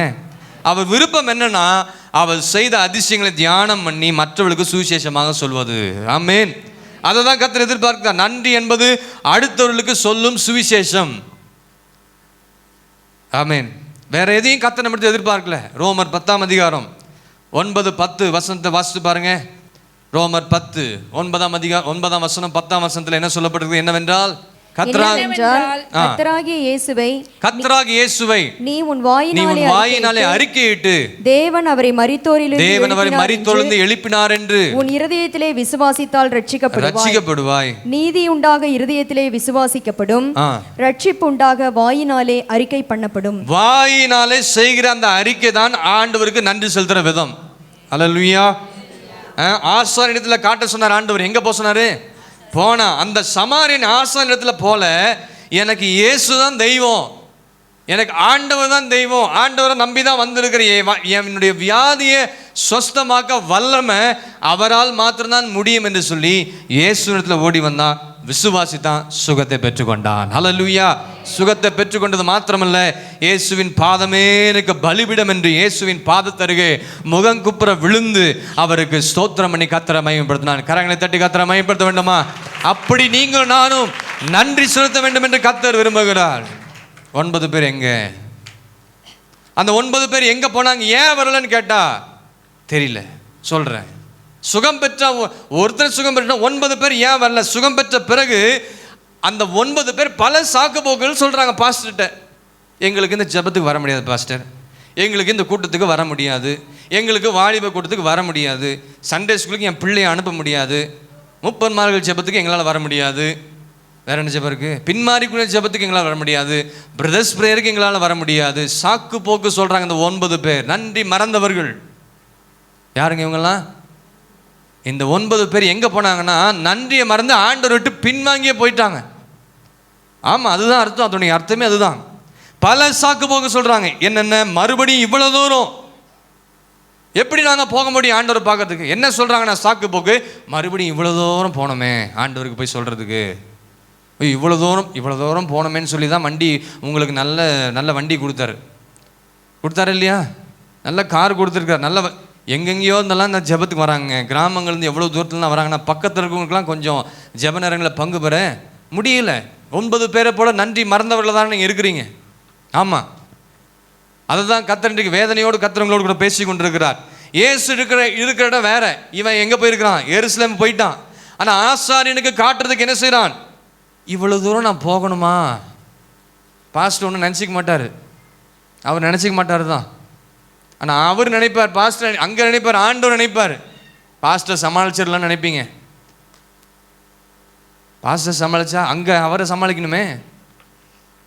பாஸ்டர் மட்டும் சொல்லிடலாம், பாஸ்டர் சொல்லிடலாம், அவங்க ஏற்றுப்பாங்க. அவங்க வேறு வழி இல்லாமல் தாலியாட்டு தான் இருப்பான். பாவம், அவங்க என்ன பண்ணுவாங்க? ஆண்டவர் ஒருபோது என்ன செய்ய மாட்டாருங்க, ஏற்றுக்கொள்ளவே மாட்டார். பக்கத்தில் கை பிடிச்சி சொல்லுங்களேன், நீங்கள் நன்றி உள்ளவளாக இருக்க கற்றுக்கொள்ளுங்க. சாக்கு போக்கு சொல்லாதீங்க. இந்த 9 பேர் திரும்பி வராதது காரணம் சாக்கு போக்கு சொன்னாங்க. என்ன சாக்கு போக்கு சொன்னாங்கன்னா, இவ்வளோ தூரம் போகணுமா, 3 மணி நேரம் எடுக்கிறாங்க சனி ஞாயிற்றுக்கிழமை ஆராதனை, சொல்லாதீங்க அப்படின்னு சொல்கிறாங்க. சிலர்லாம் எங்களுக்கு 1 மணி நேரம் 1.5 மணி நேரம் அப்படியே அங்கேயே போயிருக்கோன்னு சொல்கிறேன் நான். ஆமாம், அங்கே உங்கள் எங்கே விருப்பம் இருக்கோ அங்கே போய் இருந்தீங்கன்னா தான் நீங்கள் வளர முடியும். இல்லை இங்கே இருந்துட்டு முறுமுறுத்துட்டு தேவையில்லாதெல்லாம் பேசிட்டிங்கன்னா ஆவிக்குரிய வாழ்க்கையிலும் வளர முடியாது, பூமிக்குரிய காலத்தில் வர முடியாது, எதுலேயுமே நீங்கள் வளர்ந்து ஆசீர்வாதமாக இருக்க முடியாது. ஆமாம், ஆமாவா இல்லைங்களா? அப்போ இந்த 9 பேர் எங்கே போனாங்கன்னா அவங்க பின்மாற்றத்தில் போயிட்டாங்க. பல சாக்கு போக்கு சொல்லிட்டு ஆண்டவருக்கு நன்றி இல்லாமல் இவ்வளோ தூரம் போகணுமான்னு சொல்லிட்டு அப்படியே ஆண்டவரை மறந்துட்டு போயிட்டாங்க. ரெண்டாவது, இந்த 9 பேர் என்ன நினைக்கிறாங்கன்னா, நன்றி செலுத்தினாலும் பரவாயில்ல, செலுத்தாவிட்டாலும் பரவாயில்ல, அது ஒன்றும் பெருசாக எடுத்துக்க மாட்டார். யார்? ஆண்டவர் ஒன்றும் பெருசாக எடுத்துக்க மாட்டார் அப்படின்னு நிர்விசாரமாக இருந்துட்டாங்க. என்னவா இருந்துட்டாங்க? இன்னைக்கு நீங்கள் எப்படி இருக்கிறீங்க?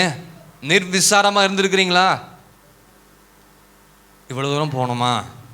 நிர்விசாரமாக இருந்துட்டாங்க. ஆனால் வேதம் என்ன சொல்லுது இவளை குறித்து? 29:15 ஏசாயா 29:15 நீங்கள் பாருங்கள். 29ஆம் அதிகாரம் 15ஆம் வசனத்தில் நான் மடமடன் வாசிக்கிறேன். தங்கள் ஆலோசனை கர்த்தருக்கு மறைக்கும்படி மறைவிடங்களிலே ஒளித்து தங்கள் கிரியைகளை அந்தகாரத்திலே நடப்பித்து நம்மை காண்கிறவர் யார், நம்மை அறிகிறவர் யார் என்கிறவளுக்கு ஆண்டவர்லாம் எதுவும் பெருசாக எடுத்துக்க மாட்டார் அப்படின்னு நினச்சிங்களா? அவங்களுக்கு என்ன சொல்லப்பட்டு கடைசியா அப்படி சொல்கிறவர்களுக்கு ஐயோ. எதுக்கு சொல்லுவாங்க அந்த ஐயோ? ஏதோ ஒரு ஆபத்து ஏதோ வந்தால் தான் சொல்லுவாங்க. ஆனால் நம்ம அவர் எங்கே பார்த்தாரு, அவர் நம்மளை எங்கேயும் பார்க்க மாட்டார், நம்ம அவரை பார்க்கவும் மாட்டார், நம்ம கண்டுகொள்ளவும் மாட்டார், நம்ம வரோமா போகிறோமா அதெல்லாம் பார்க்கவே மாட்டார், அதெல்லாம் ஆண்டவர் சமாளிச்சுப்பாருன்னு சொன்னீங்கன்னா அவர்களுக்கு ஐயோன்னு கர்த்தர் சொல்கிறாரு. ஆமேன்னு சொல்லுங்கள்.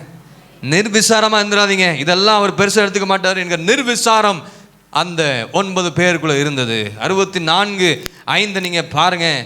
64ஆம் சங்கீதம் 5ஆம் வசனத்தில் நாம் என்னங்க வாசிக்கிறோம் பாருங்க. அவர்கள் பொல்லாத காரியத்தில் தங்களை உறுதிப்படுத்திக் கொண்டு மறைவான கண்ணிகளை வைக்க ஆலோசனை பண்ணி அவைகளை காண்பவன் யார் என்கிறார். யார் எங்களை காண்பார்கள்? ஆண்டவர் பார்க்குறாருங்க. நீங்கள் வரீங்களா, போகிறீங்களா, உண்மையாக சர்ச்சில் உட்காந்துருக்கிறீங்களா, இல்லை வசனத்தை கேட்டு தான் இருக்கிறீங்களா, இல்லை முறுமுறுத்துட்டு இருக்கிறீங்களா, இதன்படிலாம் வாழ முடியாது என்பதை ஆண்டவர் என்ன செஞ்சு கொண்டிருக்கார்? மேலே இருந்து காண்கிறார். அவர் உள்ளிருந்து எங்களை ஆராய்ந்து அறிகிற தேவனாக இருக்கிறார். நிர்விசாரமாக சபையில் வந்து உட்காராதீங்க. வெகு தூரம், ரொம்ப தூரம் நான் போகிறோம், எப்படி நான் போக முடியும் சொல்லாதீங்க. சாக்கு போக்கு ஆண்டவர்கிட்ட சொல்லாதீங்க.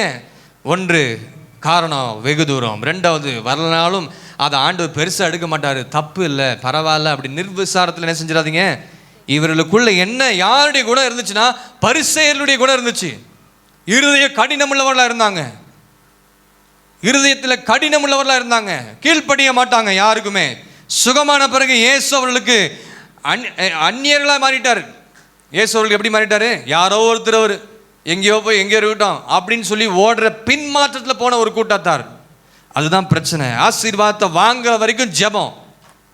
போராட்டம் வந்துட்டா இங்கே சபையில் வந்து உட்கார்ந்து ஜெபம் இல்லைன்னா ஜெபமே கிடையாது. நிர்விசாரமாக அவங்க போகிற போக்கில் போய்கொண்டே இருப்பாங்க. இந்த 9 பேரை போல வாங்கின பிறகு அவருக்கும் நமக்கும் ஆண்டவருக்கு எப்பொழுதுமே நன்றி செலுத்தி கொண்டே இருக்க வேண்டும். அல்லேலூயா.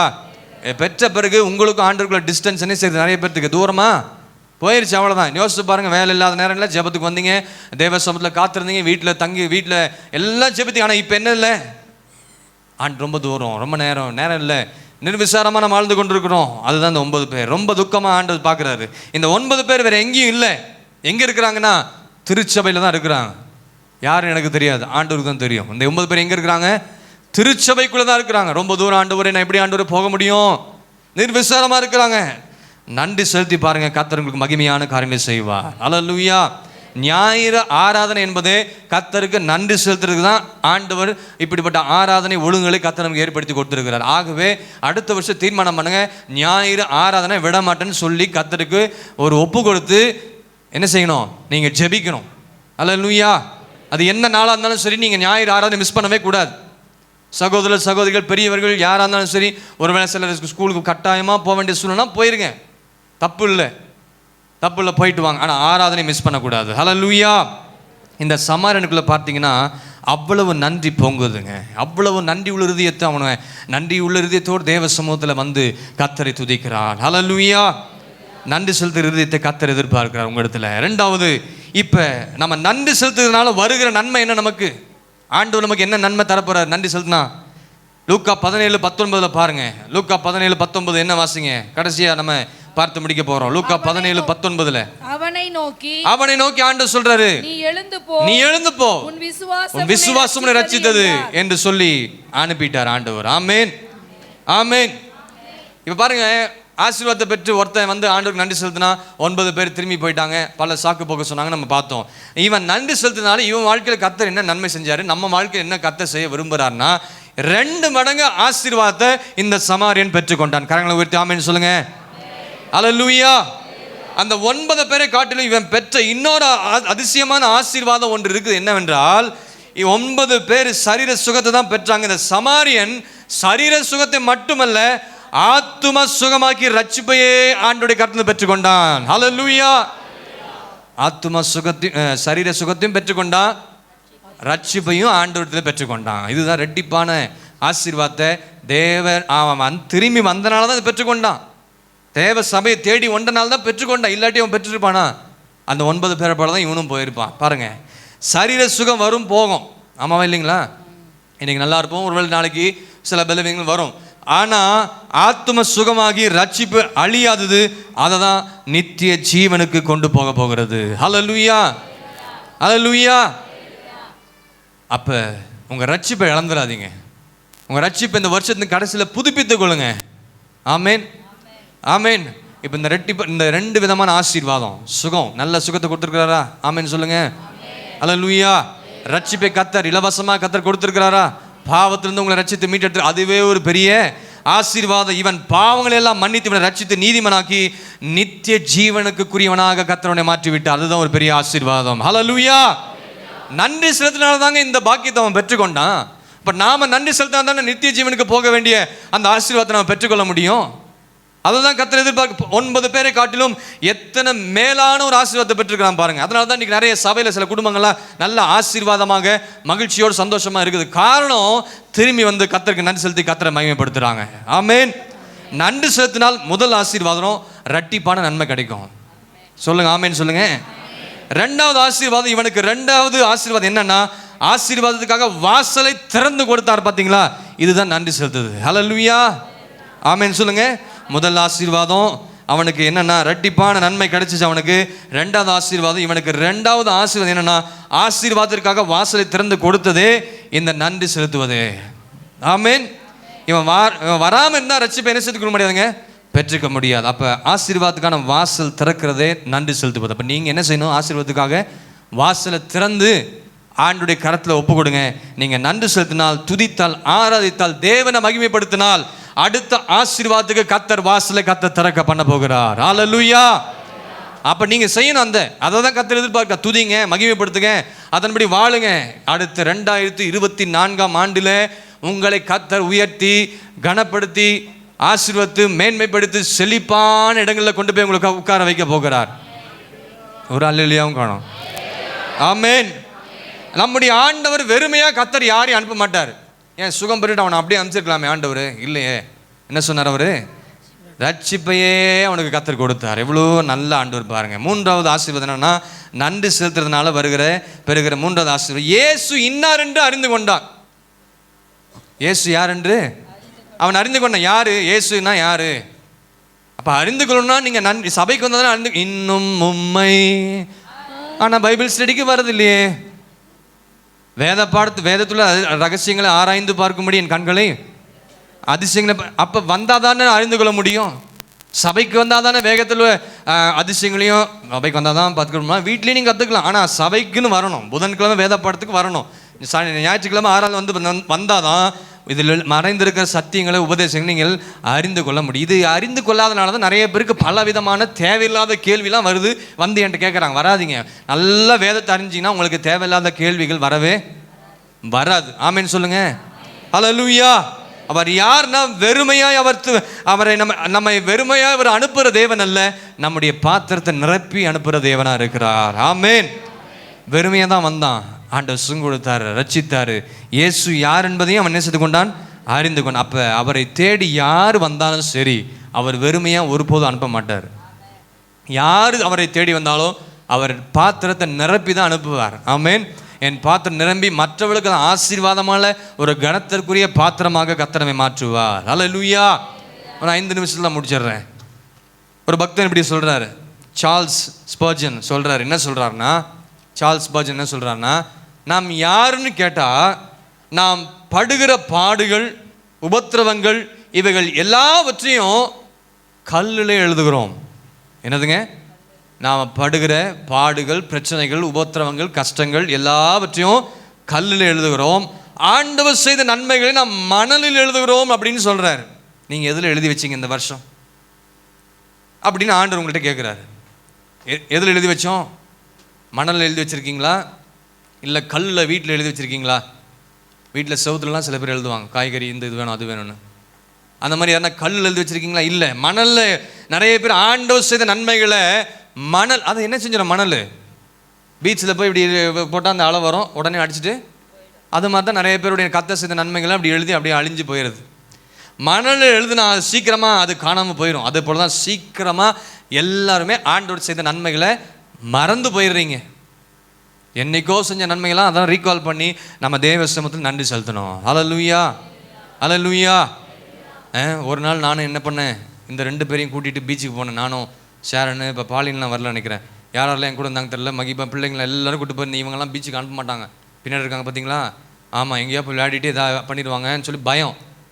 நான் என்ன பண்ணேன், எல்லாத்தையும் கூட்டிகிட்டு கார் எடுத்து எல்லாம் போயாச்சு. எல்லோரும் நல்லா பீச்சில் விளையாடிட்டு இருக்கிறாங்க. அந்த பீச்சில் யாருமே இருக்க மாட்டாங்க. கன்னியாகுமரியில் ஒரு பக்கம் பீச் இருக்குது. ஏன்னா இந்த சாட்சி சொல்லிட்டு நான் போயிடுறேன், ஏன்னா இங்கே இருக்கிறதே பெரிய விஷயம். நான் சொல்கிறேன் அது என்னென்னு. பீச்சில் எல்லாம் விளையாடிட்டு இருக்கிறாங்க, எல்லோரும் அங்கங்கே இருக்கிறாங்க. பெரிய பெரிய அலை, இவ்வளோ அலை வருது, நல்லா விளையாடிட்டு இருக்கோம், எல்லாம் ஜாலியாக விளையாடிட்டு இருக்கோம். கொஞ்சம் கொஞ்சமாக உள்ளே போக ஆரம்பித்தேன். நமக்கு நீச்சலே தெரியாது, எல்லாம் அந்த ரொம்ப அலை இல்லாமல் இருந்துச்சு. கொஞ்சம் நேரத்தில் ஒரு பெரிய அலை வந்துச்சு. என்னுடைய மாமா பையன் கூட இந்த பக்கம் இருந்தான், ஜெரோன் இந்த பக்கம் இருந்தான். அவனுக்கு கை கொஞ்சம் இதாக இருந்துச்சு, அவன் நின்றுட்டு இருந்தான். சரி தைரியமாக எல்லாம் ஜாலியாக குளிச்சுட்டு ரொம்ப நேரம் நல்லா விளையாடிட்டு இருந்தோம். திடீர்னு ஒரு ஆள் பெருசாக நான் அப்படி திரும்பி நின்று பார்த்துட்டு இருக்க, பின்னாடி ஆளுவது அப்படியே உள்ள இழுத்துட்டு போச்சுங்க. இவங்களுக்குலாம் தெரியாது. இப்போ தான் நான் சொல்கிறேன், அவ்வளோதான் கடைசியாக முடிஞ்சு போல இருக்குன்னு சொல்லிட்டு அவங்க 2 பேர்த்த மட்டும் தான் பார்த்தேன். அவள் பாப்பாவை தூக்கி கையில் வச்சுட்டு இருக்கிறா. ஐயோ, அப்புறம் தூரத்தில் அந்த கேமரா இருக்குது பார்த்தீங்களா, அங்கேருந்து ஜெஃப்ரின் எங்கள் மாமா பையன் சொன்னால், அண்ணா பயப்படாதீங்க, அப்படியே இருங்க, அடுத்த ஆள் உங்களை கொண்டு வந்துடும், முடிஞ்சிச்சுரா அப்படின்னு சொல்லி இப்படியே போயாச்சு, உள்ளே கொண்டு போயிடுச்சு. அடுத்த ஆளை வந்தனால தான் நான் தப்பிச்சேன். அடுத்த ஆளை வந்து தூக்கி போட்டு அங்கே போய் போட்டுச்சு. ஆகவே இது யார் தப்பு? ஏன் தப்பு தான். ஆகவே கர்த்தர் அந்த பெரிய ஆபத்துலேருந்து இங்கே கொண்டு வந்து என்னை பாதுகாத்துருக்கிறார். ஹல்லேலூயா, ஹல்லேலூயா. அதை ஒவ்வொரு நாளும் சில நேரத்தில் நினச்சி பார்ப்பேன், போயிருந்தா அவ்வளோதான், யோனா மாதிரி மீன் வயிற்றில் உட்காந்துட்டு இருப்பேன், அந்த மீன் கக்கி இருக்குமா கூட தெரியாது. ஹல்லேலூயா. அப்போ ஆண்டவர் செய்த எல்லா காரியத்தையும் நினைவு கூர்ந்து ஒவ்வொரு நாளும் என்ன செய்யுங்க? ஜெபிங்க, நன்றி செலுத்துங்க. ஜெபிக்க தீவிரப்படுறோம், ஸ்தோத்திரம் பண்ணோம், துதிக்கிறோம், பெற்றுக்கொள்கிறோம். ஆனால் 9 பேரை போல நன்றி மறந்தவர்களாக இருக்கக்கூடாது. இல்லைன்னு சொல்வதற்கு தீவிரமாக ஓடி வந்து சொல்கிறோம், பாஸ்டர் எங்களுக்கு இல்லை, இது பிரச்சனைன்னு சொல்லி ஓடி வரதுக்கு வரீங்க. ஆனால் பிரச்சனை முடிஞ்ச பிறகு பாஸ்டர் எல்லாம் நல்லபடியாக முடிஞ்சுது, கர்த்தர் எல்லாம் நன்மையாக செஞ்சு முடிச்சிட்டார் பாஸ்டர் அப்படின்னு சொல்லி சபையில் வந்து நன்றி சொல்லி கர்த்தரை மகிமைப்படுத்துறீங்களா? அதுதான் இல்லை, நன்றி செலுத்தவே வரதில்லை. ஆகவே கர்த்தருக்கு நன்றி செலுத்துங்க, கர்த்தர் பெரிய காரியங்களை செய்வார். ஹல்லேலூயா, ஹல்லேலூயா. ஒரே ஒரு கருத்தை சொல்லிட்டு நான் முடிக்கிறேன். என்ன நன்றி செலுத்தினா ஆண்டவர் நமக்கு என்ன வச்சிருக்கிறாரு, அவ்வளோதான். ஒரே வசனத்தை வாட்சி முடிச்சிருங்க. எல்லாரும் வித்தியாசமாக பார்க்குறீங்க, பரவாயில்ல. ஒரு கருத்தை சொல்லி ஜெபம் பண்ண போகிறோம். அருமையான ஒரு தாட், ரொம்ப ஆச்சரியப்படுவீங்க. எல்லாருக்கும் பசி ரொம்ப அதிகமாக இருக்குது, பொறுத்து கொள்ளுங்க. ஆண்டவர் இயேசுவுக்கு எத்தனை நன்றி உள்ள இருதயம் எனக்கு பாருங்க. இவங்களுக்குலாம் நன்றியே இல்லை பாரு, இந்த இவ்வளோ செஞ்சமே நன்றியே இல்லைன்னு நீங்கள் நினைக்கிறீங்க. ஆனால் ஆண்டவர் அப்படி இல்லை. அவர் நன்றி உள்ளா இருந்து என்ன ஒரு நல்ல ஒரு கிஃப்ட் நமக்கு கொடுக்குறாருன்னா, நாம் அவருக்கு நன்றியாக இருந்தால் அவர் நன்றி உள்ளா இருந்து நமக்கு என்ன கிஃப்ட் கொடுக்குறாரு? லூக்கா சுவிசேஷம் 22, 28, 30 வசனத்தை பார்த்தீங்கன்னா, கிராட்டிடியூட் ஆஃப் ஜீசஸ். ஆண்டவர் இயேசுவுக்கு எத்தனை நன்றி உணர்வு பாருங்க. ஆண்டவர் இயேசுவுக்கு நாங்கள் நமக்கு எப்பொழுதுமே ரோல் மாடலாக இருக்கணும். அவர் தான் நமக்கு எல்லாமே யார்? Role model. நான் சொல்லும் போது வாசிங்க, ஆண்டவர் தமது சீஷர்களை பார்த்து சொல்றாரு, வாசிங்க 28ஆம் வசனத்தை வாசிங்க. லூக்கா 22, 28ஆம் வசனம். மேலும் எனக்கு நேரிட்ட சோதனைகளில் என்னோட கூட நிலைத்திருந்தவர்கள் நீங்களே, ஆகையால் என் பிதா எனக்கு ஒரு ராஜ்யத்தை, மேலும் எனக்கு நேரிட்ட சோதனைகளிலே என்னோடு கூட நிலைத்திருந்தீர்கள் நீங்களே, ஆகையால் என் பிதா எனக்கு ஒரு ராஜ்யத்தை ஏற்படுத்தினது போல நானும் உங்களுக்கு ஏற்படுத்துகிறேன். நீங்கள் என் ராஜ்யத்தில் என் பந்தியிலே போஜனம் பண்ணி இஸ்ரவேலின் 12 கோத்திரங்களையும் நியாயந்தீர்க்கிறவர்களாய் சிங்காசனங்களின் மேல் உட்காருவீர்கள் என்றார். ஹல்லேலூயா. ஆண்டவர் தமது சீஷர்களை பார்த்து சொல்றாரு. ஆண்டவருக்கு நிறைய சோதனைகள் இருந்தது. 12 லூக்கா சுவிசேஷம் 12ஆம் அதிகாரம் 50ஆம் வசனத்தை போய் பார்த்துக்கொள்ளுங்க. எவ்வளவோ நெருக்கப்பட்டார் ஆண்டவர், அவ்வளவு சோதனை. இதைதான் இந்த இனத்தார் மூலமாக சோதனை, சாத்தான் மூலமாக சோதனை, யூதர்கள் மூலமாக சோதனை, இப்படி அநேக ஜனங்கள் மூலமாக நிறைய சோதனை இருந்தது. வனாந்திரத்தில் அவர் சோதிக்கப்பட்டார். இவர்களுக்கு இடையில எல்லா நேரங்களிலும் இயேசுவோடு கூட இருந்தது யாருங்க? சீஷர்கள் கூடவே இருந்தாங்க. ஹல்லேலூயா. அது ஆண்டவர் என்ன செய்யல? என் கூடவே இருந்தாங்க எல்லா நேரத்திலையும், கஷ்டத்திலையும், பிரச்சனையிலையும், போராட்டத்திலையும். என்னுடைய பிள்ளைகள், நீங்கள் ஆண்டவர் பின்மாற்றத்தில் போயிடக்கூடாது. நீங்கள் ஆண்டவரோடு கூட இருக்கிற தேவ பிள்ளைகளுக்கும் சீஷர்களுக்கு சொல்கிற வார்த்தை தான், நீங்கள் என் ராஜ்யத்தின் பந்தியில போஜனம் பண்ணும்படி இஸ்ரவேலின் 12 கோத்திரங்களையும் நியாயத்திற்கிறவர்களாய் சிங்காசனத்தின் மேல் கர்த்தர் உங்களை உட்கார வைக்க போகிறார். எத்தனை பேர் ஆமென் சொல்றீங்க? ஹல்லேலூயா. ஆண்டவர் ஒரு போதும் மறக்க மாட்டார். நீங்க என்னெல்லாம் ஆண்டவருக்கு பிரியமா நடந்து ஜீவிக்கிறீங்களோ அதை மறக்கிற தேவன் அல்லவே அல்ல. ஹல்லேலூயா. இயேசு கேட்கிறார், இப்ப நீங்க பிரச்சனை வந்துச்சு, சோதனை பாடுகள் வந்துச்சு, நீங்களும் போக மனதா இருக்கிறீங்களான்னு சொல்லி சீஷர்களை பார்த்து ஆண்டவர் கேட்கிறாரு. நாங்க செத்தாலும் விட்டு நான் என்ன செய்ய மாட்டேன், பாடு பிரச்சனை போராட்டம் என்ன அவமானம் வந்தாலும் கிறிஸ்துவின் அன்பை விட்டு என்னை ஒருபோதும் பிரிக்க மாட்டாது என்று சொல்றது போல, அப்படி சொல்ற சீஷருக்கு தான் சொல்றாரு. அவர் ஆசீர்வாதத்தை என்ன கொடுக்குறாருன்னா, உங்களுக்கு நான் சிங்காசனங்களிலே போய் உங்களை உட்கார வைக்க போகிறேன். எத்தனை பேர் போக ஆயத்தமா இருக்கிறீங்க? அப்ப நன்றி உறுதியத்தோடு கூட இருங்க. 2024ஆம் ஆண்டில் நீங்க பிரவேசிக்கும் பொழுது புதிய விதமான ஆசீர்வாதங்களையும் நன்மைகளையும் கர்த்தர் கொடுத்து கனத்திற்குரிய பாத்திரமாக எந்த இடத்துல தலை குனிந்து, எந்த இடத்துல நீங்க தலை குனிந்து போனீங்களோ அந்த இடத்துல கர்த்தர் உங்கள் தலைகளை உயர்த்தி உங்களை மேன்மைப்படுத்த போகிறார். ஆண்டவர் உங்களை ஒருபோதும் வெறுமையா விடவே மாட்டாரு. ஆண்டவர் ஒருபோதும் உங்களை என்ன செய்ய மாட்டார், கைவிட மாட்டாரு. எந்த சூழ்நிலையும் உங்களை விட்டு விலகவே மாட்டாரு. கர்த்தர் உங்களோடு கொடுத்து பெரிய காரணம் செய்வார். ஆண்டவர் எதிர்பார்க்கிறது ஒரே ஒரு காரணம் தான். ஆண்டவர் நீங்க லூக்கா 8ஆம் அதிகாரத்தில் பார்த்தீங்கன்னா, தன் ஆஸ்திகளால் அவருக்கு ஊழியம் செய்த ஸ்திரீகளை கூட கர்த்தர் செய்யல, மறக்கவில்லை. லூக்கா 8:3 நீங்க வாசித்து பார்த்துக்கொள்ளுங்க. 15:21 வசனத்துல கொஞ்ச நேரம் தான் சிலுவை சுமந்த சிரேன ஊரனாகி சீமோனை கூட ஆண்டவனே செய்யலங்க, கொஞ்சம் இந்த சிலுவையை தூக்கிட்டு என் கூட வாப்பான்னு ஆண்டவர் சொன்னாரு. உடனே இந்த சிலுவையை தூக்கிட்டு வந்தான். ரோமர் 16ஆம் அதிகாரம் 13ஆம் வசனத்துல பின் நாட்கள்ல அந்த முழு குடும்பத்தையும் ரட்சித்து திருச்சபையில மூப்பராக்கி விட்டார். ஆமென் சொல்லுங்க. அல்லேலூயா. கொஞ்ச நேரம் தாங்க சிலுவையை சுமஞ்சான், கொஞ்ச நேரம் தான். அந்த அன்பை கூட ஆண்டவர் மறக்காம அவன் என்ன செஞ்சார்? ரோமர் 16ஆம் அதிகாரம் 13ஆம் வசனத்துல பின் நாட்கள் அந்த முழு குடும்பத்தையும் ரட்சித்து திருச்சபையில மூப்பராக்கி விட்டார். அல்லேலூயா, அல்லேலூயா. ஆண்டவருக்காக கொஞ்சம் பாடுபட்டாலும், ஆண்டவருக்காக என்ன காரியத்தை செய்தாலும் ஆண்டவர் மறந்து விடுகிற தேவனே அல்ல. கரங்களை உயர்த்தி ஆமென் சொல்லி எல்லாரும் இருந்து நிற்கலாமா? தேவ சமூகத்தில் இந்த நாளிலே தேவன் நம்மோடு விடைபெற்றிருக்கிறார். நன்றி மறந்தவர்களாக இருக்க வேண்டாம். ஆண்டவர் உங்களை மறக்கல. நீங்கள் செய்த ஸ்தோத்திரங்கள், ஜெபங்கள், விண்ணப்பங்கள், நீங்கள் பாராட்டின எல்லா விதமான நன்மையான காரியங்களுக்காக கர்த்தர் ஸ்தோத்தரிக்கிறார். அவர் உங்களுக்கு நித்திய ஜீவனையே கர்த்தர் வைத்திருக்கிறார். அதை நீங்கள் சுதந்திரத்துக்குள்ள பாக்கியத்தை கர்த்தர் உங்களுக்கு கையில் கொடுத்திருக்கிறார். நீங்கள் எப்படி வாழ்றீங்களோ அப்படிதான் அந்த இடத்துக்கு நீங்கள் போய் சேர முடியும். ஆமென் சொல்லுங்க. அப்போ இருக்கக்கூடாது 7 பாவங்களிலே கோபம் இருந்தால் நீங்கள் கானானுக்குள் பிரவேசிக்க முடியாது. ஆமென். குறை சொல்லாதீங்க. ஊழியக்காரை பற்றியோ, விசுவாச குடும்பங்களை பற்றியோ, மற்ற யாரை பற்றி குறை சொல்லாதீங்க. பாளையத்துக்கு வெளியே கூட்டிட்டு போய் ஆண்டவர் வச்சிருவாரு. ரொம்ப ஜாக்கிரதையா இருக்கணும். சுய சித்தம் செய்யாதீங்க, தேவ சித்தத்தை செய்ய பழகுங்க. அது மாத்திரமல்ல, பொறாம வேண்டாம் உங்க வாழ்க்கையில. யாரை பார்த்து பொறாமப்படாதீங்க. கர்த்தர் உயர்த்தினா சந்தோஷப்படுங்க. பெருமை வேண்டாம் உங்க வாழ்க்கையில, மதியாமை வேண்டாம் உங்க வாழ்க்கையில. இப்படி அநேக காரியங்கள் கர்த்தர் இந்த நாள் நம்மளோட கூட பேசியிருக்கிறார். நன்றி மறந்தவர்களாக இங்க வராதீங்க. இந்த 7 காரியத்திலிருந்து எனக்கு விடுதலை தாருங்க ஆண்டவரே என்று சொல்லி ஆண்டு நோக்கி பார்த்து 2 கரங்களை வானத்துக்கு நேராக உயர்த்தி ஹல்லேலூயா. ரத்தமே, சிந்தப்பட்ட ரத்தமே, என்னை கழுவுங்க ஆண்டவரே. விலையேற பெற்ற வல்ல ரத்தமே. இந்த 7 பாவத்திலிருந்து என்னை கழுவி சுத்திக்கிறீங்க ஆண்டவரே. ஜெபிங்க, எல்லாரும் ஜெபிங்க. ரத்தமே, சிந்தப்பட்ட ரத்தமே, விலையேற பெற்ற வல்ல ரத்தமே, இயேசு கிறிஸ்துவின் ரத்தமே, எனக்கு விலையாக சிந்தப்பட்டதே. பாடுங்க எல்லாரும். ரத்தமே, சிந்தப்பட்ட ரத்தமே, ரத்தமே, சிந்தப்பட்ட ரத்தமே, விலையேற பெற்ற வல்ல ரத்தமே, இயேசு கிறிஸ்துவின் ரத்தமே, எனக்கு விலையாக சிந்தப்பட்டதே. பாவங்கள் யாவையும் கழுவி என்னை பரிசுத்தமாக்கின. இந்த 7 பாவம் மாத்திரம் இல்ல, இன்னும் எத்தனையோ பாவங்கள் இருக்குது. ஆண்டவர்கிட்ட கேளுங்க. என்னை கழுவுங்க ஆண்டவரே. சுத்தமாக்கின வல்ல ரத்தமே, சுத்தமன சாட்சியை எனக்கு தந்து, சுத்தமன சாட்சியை எனக்கு தந்து, சுத்திகரித்த பரிசுத்த ரத்தமே, சுத்திகரித்த அந்த வெளியேற பெற்ற ரத்தத்தை நோக்கி பாருங்க. ரத்தமே, சிந்தப்பட்ட, கரங்களை உயர்த்தி விலையேற பெற்ற, ஹல்லேலூயா. ரத்தமே, சிந்தப்பட்ட ரத்தமே, விலையாக சிந்தப்பட்டதே. ரத்தமே, சிந்தப்பட்ட விலையேற பெற்ற ரத்தத்தினால தேவ சபையை கழுவி சுத்திகரிப்பீராக.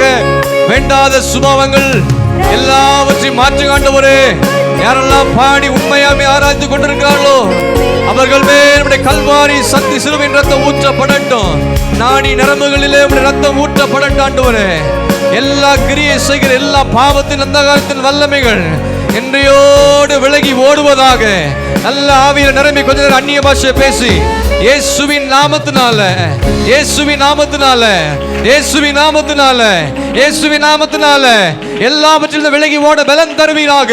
பொறாமை, எரிச்சல்கள், எல்லா மதீனமான காரியங்கள், கோபங்கள், வைராக்கியங்கள், கசப்பு, இருதய கடினம், ஆண்டவரே மதியாமை, நன்றி மறக்கிற செயல்கள் எல்லாம் கர்த்தர் நீக்கி அருளும்படியாக. நன்றி உள்ளதயத்தோடு எந்த நாளும் ஸ்தோத்திரிக்க கிருபை தருவீராக. தேவாவியானவரே, உம்மை நோக்கி நாங்கள் பார்க்கிறோம். கர்த்தர் பெரிய காரியம் செய்ய போகிறார். இந்த 7 மாத்திரம் இல்லை, இனி என்னெல்லாம் சுத்திகரித்துக் கொள்ளணுமோ சுத்திகரித்து கொண்டு ஜெபத்தோடு மாலை கூட்டத்துக்கு வாங்க. கர்த்தர் மகிமையான காரியங்களை கர்த்தர் செய்ய போகிறார். கரங்களை உயர்த்தி கொஞ்சம் ஸ்தோத்திரம் பண்ணுங்க. மாலையில் நடக்கிற அந்த பழைய வருட ஆராதனை, புது வருட ஆராதனை, பாடல்கள், துதி, ஸ்தோத்திரம், ஜெபங்கள், கர்த்தருடைய வார்த்தை தேவனுக்கு ஆசீர்வாதத்தை தரும்படியாக கரங்களை வைத்து ஸ்தோத்திரம் பண்ணுவோம். ஸ்தோத்திரம், நல்லா ஸ்தோத்திரம் பண்ணுங்க. ஸ்தோத்திரம், ஸ்தோத்திரம், ஸ்தோத்திரம், ஸ்தோத்திரம், ஸ்தோத்திரம், ஸ்தோத்திரம். மாலையில் நடக்கிற அந்த ஜெப நேரங்களில் எந்த தடை இருக்கக்கூடாது. மின்சார தடை, ஜனங்களுக்கு வரக்கூடாதபடி எந்த தடை, வியாதி, பலவீனங்கள் ஒன்று பிள்ளைகள் அணுகாதபடி, வருகிறவர்கள் பத்திரமாய் வந்து பத்திரமாய் திரும்பி போக பிரயாணங்களை கர்த்தருடைய கரம் இருக்கும்படியாக, விட்டு வருகிற வீட்டை சுற்றி வேறெடுத்து பாதுகாக்கும்படியாக, எல்லா நிலங்களையும், விவசாய நிலங்களையும், குடும்பங்களையும், பிசினஸையும், கடைகளையும் எல்லா கர்த்தர் பாதுகாத்து நடத்தும்படியாக ஸ்தோத்திரம் பண்ணுங்க.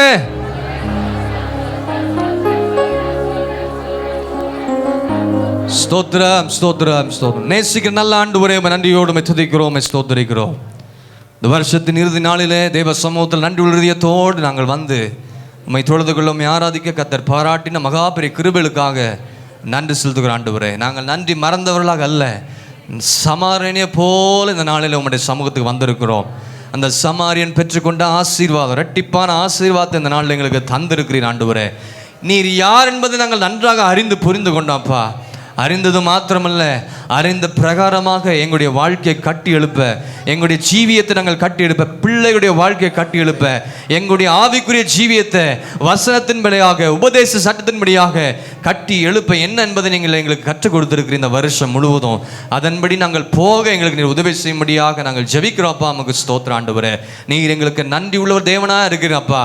நாங்கள் செய்த ஒவ்வொன்றையும் நீர் மனதில் வைத்து கொண்டிருக்கிறீர். நன்றி உள்ளவர்களாய் நீர் இருந்து எங்களுக்கு செய்த எல்லா மகத்துவமான காரியங்களுக்காக நன்றி செலுத்துகிறோம்.